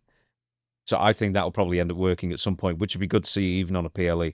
To ask an obvious question, Danhausen takes up very little time and is already selling tons of merchandise. Why didn't AEW do this? They had him under contract for 4 years. Yes, he was there for the first couple of years. You know, they didn't do anywhere near as much as WWE has done with him in 2 weeks. And the last couple of years in AEW, he was barely there or not there at all. Why couldn't they do this? Which, by the way, benefits Danhausen in the end because he was off TV enough to not have any kind of... Let me ask you a question. Do you think, and this is not me doing any AEW hating or anything like that, but do you think Danhausen in the 2 weeks, a little bit over 2 weeks maybe at WWE, is a bigger star than he ever was in AEW? Yeah, easily. Because he was pretty much... We've not established where he's going to be on the card. He's not going to be in the main event as Danhausen. If he even ever wrestles, quite frankly, because you don't even need him to wrestle, or, only sporadically. But Danhausen and Hook was fun. Yeah. That was fun at the time, but I barely remember anything he did. I don't remember. I remember more of the indie promos and all that stuff, him going to Pro Wrestling Tees, things like that. So I would go to the Jim Ross one because I don't understand this because he saw what Danhausen had done in AEW, at least, with some of the entertainment. So Jim Ross said, nonplussed, underwhelmed. This is Jim Ross talking about Danhausen's debut. I'm not knocking Danhausen. He's a good kid. He's got his heart in the right place. He's motivated. I hope that he finds success. He's a nice guy, nice as hell. But I have to be honest with you. You asked me, and I'm honest here. I just thought it was a little underwhelming. It's like WrestleMania season, for God's sake. You just don't. I don't know. It put Danhausen in a tough spot. Was he ready for that moment? I don't think he was. I think there's a lot of people that didn't even know who the hell he was. Well, that's true. A lot of people didn't know who the hell he was, but 2 weeks later... They're getting to know him. Yeah. I think this is nothing but... I know you advanced a slight conspiratorial look as like, did they overpromise on his debut to I don't know what it was, teach him a lesson or something. I think it was the most earnest attempt they've tried to do to get somebody popular. No, I never said they taught him a lesson. I just thought that I mean, like, oh, see? Well, we've done everything and now he didn't live up to it. Well, let's get rid of him. Well, I was holding my breath a little bit because I was like, what are they going to do with him the next time he's on TV? And then that was part of that big exhale when I sat there to go, oh man, this guy's going to be all right. He's going to be actually really good here. Yeah, they're doing it. Because the other thing, I didn't know if they were going to make him another, another Tyrus, Brodus Clay, dancing and the mama comes out and everything at WrestleMania. Hey, by the way, I just want to point this out for Jim, and I appreciate JR for being honest, but you just said it with the Drew McIntyre, Cody, CM Punk, Roman Reigns thing. Does it really feel like WrestleMania season? It just feels like business as usual. No, but you're pointing out WrestleMania season is supposed to be some special time during the calendar year, and we really have to be careful about the way we do our creative. It doesn't feel like any of that's going on. We'll see. Well, what else can we do? See. What are you, the new promoter here? We'll see. Yeah, I'll look into it. Just enjoy the show. Enjoy the show. Enjoy the show. Well, who's not going to be enjoy the show anymore? It's Pat McAfee. There's your segue. Will I be returning to the WWE in the future? I don't think you ever say never, especially with WWE. But right now, it does not feel like it is something, it's supposed to happen. It doesn't feels like that business. It's kind of passed me by a little bit. I grew up loving it, dreamed of working it, feel honored that I had the opportunity to work alongside the GOAT, Michael Cole. But I feel like the business is in a good spot without me. I'll continue to watch. Pat McAfee, just to reiterate here, this is how much he's doing at the moment. Never say never, but the dude hosts one of the biggest sports shows on YouTube, records 5 days a week live, incredibly time intensive. One of the biggest sports shows in all of America, College Game Day, $85 million deal to host it, I believe, for several months out of the year. I don't know how many months the season goes on, where he has to travel the country and also record it live. And I cannot stress enough, live television, you can. You did it for many years. How stressful is working on live television, especially for him who does it hours a day? Yeah, I had probably lost 5 pounds just sweating because the red light was on. I knew, hey, we're live, pal. So yeah, he's an incredible story, an incredible phenomenon.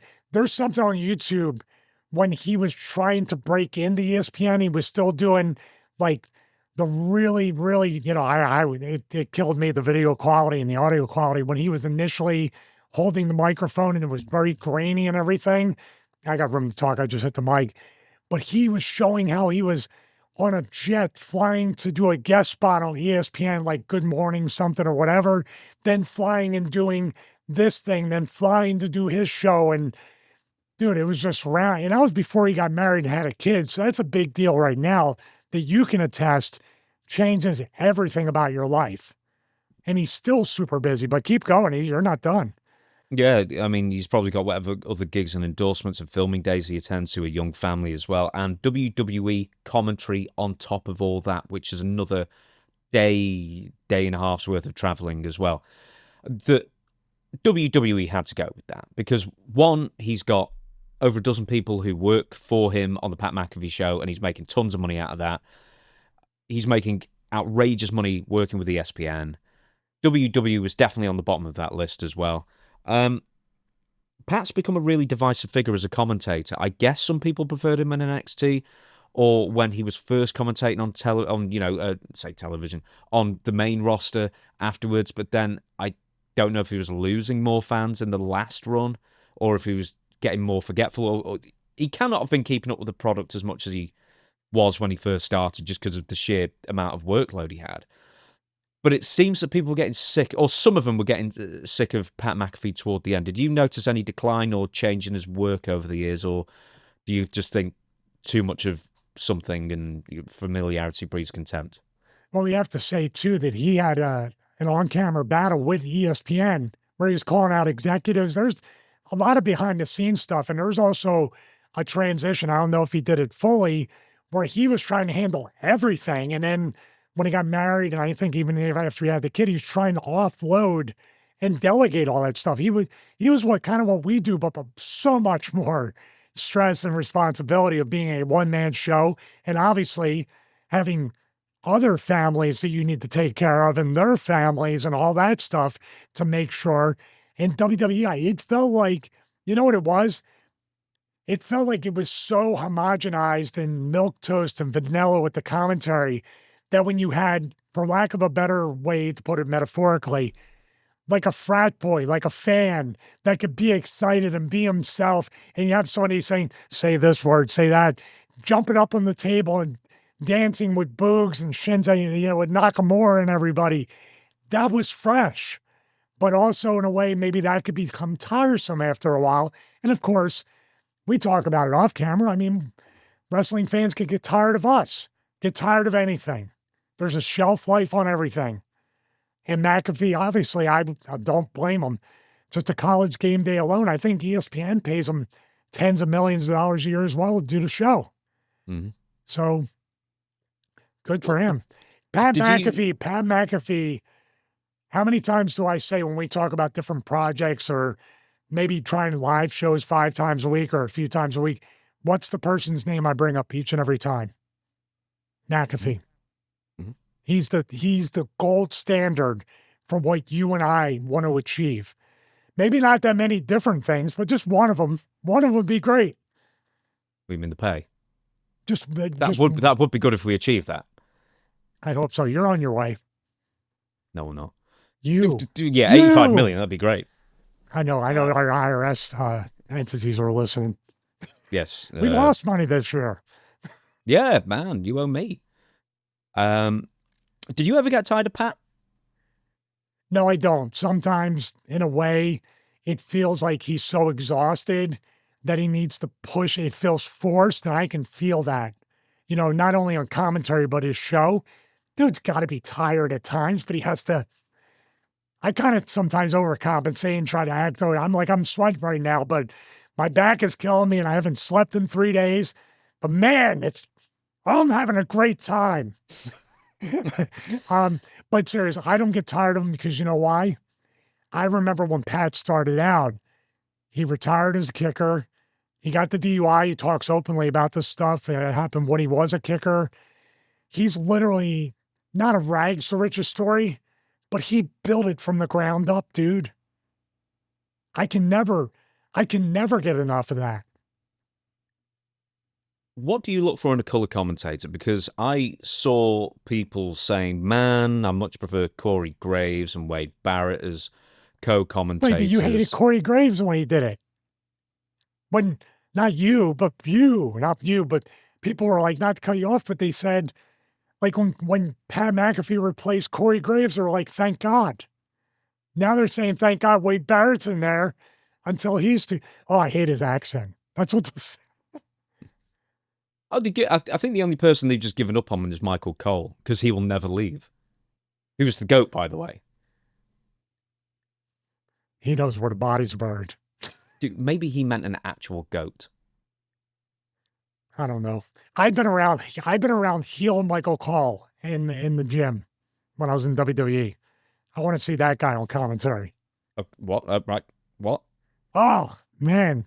Cynical, sarcastic. Oh, you'd love him, man. He's like the American version of James Romero. Dude, I remember Dutch he had everything but Dutch. the cigarette put out. I go, kid, can you lock up? Go ahead. I remember asking Dutch, like, what do you think of Michael Cole? And because he used to do the JBL and Cole show, like years ago, it was the YouTube thing. And Dutch went, that dude cannot take a joke about himself. He's a mean person sometimes. He reminds me of the commentary version of Charles Robinson. Mm. Like if he grabbed my arm, I'd be like, please let go of my arm. You're hurting me. He was Charles Robinson got it a little bit on the Drew McIntyre Claymore. Was it the Claymore or something else on Friday? He didn't get it enough, according to me. I know you were cheering and going, aha. I can't wait to get this game. I told him already, we are going to beat you up for the entire 3+ hours of the show. Yeah. Can you do that on this? Can you just turn your attention to the referee? If it's in the Monday Night Wars edition, I'm buying it. I don't care about dynamic pricing on the store. He's probably put something in the code that you're not allowed to or something. I know you can do the thing in No Mercy where you turn to the ref hitting the right trigger and then punch him. You can do that, but you had to. But it was like you can only do it like to the nearest two people next to you. So if it was like a Royal Rumble or a Fatal 4-Way, you better hope that the person you wanted to attack was like not the furthest away from you.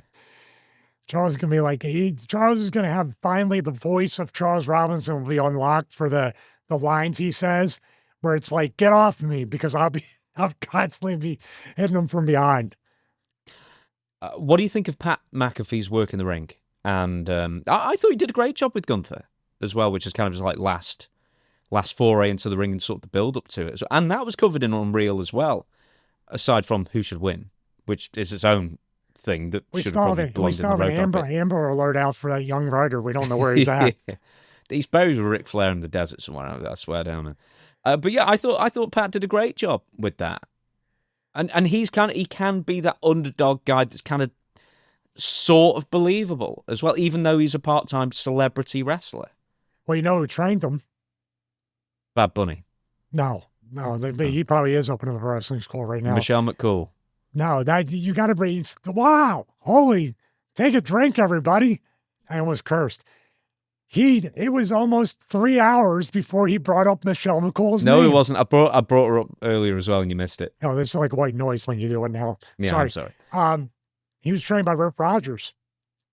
Was he really? Yes, yeah, of course. So he went to OVW. He trained for this speaks to the OVW training method. Randy Orton, John Cena, Brock Lesnar, Shelton Benjamin, Pat McAfee. You have to have the natural, and all these guys are natural athletes. But man, his match against Adam Cole, his match against Austin Theory, his match against Gunther. I'm leaving out a few matches here and there. He's like a Logan Paul. He's performed exceedingly well, exceeded expectations, which were pretty high for Pat. And he did a great job and pulled off stuff that even 30-year-plus veterans like myself couldn't do. It's very, very motivating to see that kind of stuff happen. You know, he apparently... No, wait. Is that going to be a different Pat McAfee? He wrestled once in 2009. No, he did wrestle in an indie, I believe. Right, in South Charleston, West Virginia. But his first match was... Do you know who it was against? I do not. Adam Cole. Oh, small world. Yeah, it was. So NXT TakeOver 30, 2020. So it was during the COVID era, of course, but that went over 16 minutes. I thought you meant the West Virginia. No, the first match he wrestled for WWE. No, I'm sorry. No, he wrestled War Pig. I know it was Adam Cole. I know it was Adam Cole. Who's War Pig? Did you yeah, wrestle the Indians. Morgus the Maniac? I used to wrestle him in West Virginia all the time. So what? So that's who it is, Warpig. What? Has he got any other matches? Or what? Know who this dude is? Anyway, Morgus the Maniac. That's a name from the past. Wrestling him. I took a scrub idea and I became Dr. Stevie. That is. You have been. Have we still got on the intro the Dr. Stevie smouldering thirst footage that we've got What? in the intros of all the clips? Oh, yeah. You know where you do the turn and go, That turntable, man. I got to find. I emailed the company for another one. I got the lights and I was going to redo the opening with it. Dude, this is just to end the show. And it's not even an interesting story, other than that you said turntable. When I was a delivery driver many, many, many years ago, I used to do a lot of deliveries in like a really ritzy part of the area. So like Wilmslow, Old Liège, Prestbury area, for people who were local. And one dude that I used to do a regular delivery to, had a turntable in their front garden, like a straight up turntable. And I only found out months afterwards when I asked. It was because he had like a really small front drive, but he had like a really expensive, like classic car, like probably the an old Jag. Batmobile thing? Yeah, but so he would drive it out of the shed, and then the turntable would turn it around so he could leave the. Oh my God, I need one of those. That's I the know. Bat Cave. And you drive up and it turns around so you can just leave. Oh my God. It was like really like small and everything, but it was so cool. It's like, no way you've got a turntable in your front garden. And like, why don't you just buy a bigger house? But like, anyway, there you go. That or, is a place with more than one that's garage. even more motivating and inspiring than McAfee. I know. I want it now. You can have your turntable in your driveway if you believe. Oh, well, he's not doing that anymore. No, fair enough then. All right then, thank you everybody so much for watching. We will catch you again next, when is this day? Thursdays now, these come out. I'm still stuck on Friday. New clip on YouTube every single day, and in a couple of weeks' time, we will be soliciting more questions from you, the fans, on the YouTube community board post. So if you are not subscribed to the YouTube channel, please subscribe now, and then you'll get that post in your news feed, no less. And it's over to Stevie to thank all of you as well, including the Patreon supporters. Yeah, definitely. And also definitely want to thank everybody here on YouTube. We appreciate the consistent growth, strength to strength, as James would say. I'm trying to pick up all the British sayings I could say. Thank you so much. If you haven't subscribed, please consider subscribing, clicking the bell to get notified, and of course, interacting and commenting with us, as well as interacting with each other. And of course, patreon.com/Stevie Richards. $1 thank you brother tier, and also the $8 producer tier. Watch alongs every Monday morning, like James said. This Monday, Midnight Express. Actually, I'm sorry. We're going to do that in the future. Take a drink. Jim Cornette and also Paul Heyman tuxedo match, which we believe was a rib on both of them. Take their clothes off. You'd be the judge and comment below. Also, every Tuesday, I got to think about the days too, show notes. And every Thursday, the show before the show, where we talk about things like the U.S. healthcare system, which is super affordable and accessible for me. Every Thursday morning, all will be 9 a.m. Eastern time with daylight savings, James' favorite thing to try and maneuver around. 9 a.m. Eastern time here in the States. Do you know what? I'm going to interrupt now. Do you know, right? So people don't realize this. I've worked with this for years, and I always forget. So daylight savings time is different in the US and the UK. Ours, I think, is on like the last Sunday of March, or it's the first Sunday after spring, so after March 21st. Whereas in the States, it's just some other time, like several weeks early. So like for a few weeks of the year, we're only 4 hours apart instead of 5. And yet we're still ending at the exact same time that I seem to end on. And every time it happens since we started doing this show, you get a text at like 2:45 p.m., 3 p.m. and like, where's the clip at? It's supposed daylight savings. Oh. Yeah. Because YouTube doesn't switch that, so it kind of came out at 3 o'clock instead of 2. Yeah, you can't. You can change the currency, obviously, that you're working with, but it's always local time, I think, unless you change it. I think you can possibly change the time somewhere, but no, I probably can't. But like, because I'm always obviously working on UK time, then I wouldn't do it any other time. But Well, that's Yeah, the that was stuff confusing. That's the stuff you get on the pre-show. Isn't it valuable? Yeah. That's what we talked man. about. So I want to thank everybody for watching episode 88 of the Stevie Richards Show. See you next week. I don't know, next Thursday for episode 89. And now Jeff Jarrett is mad at me again.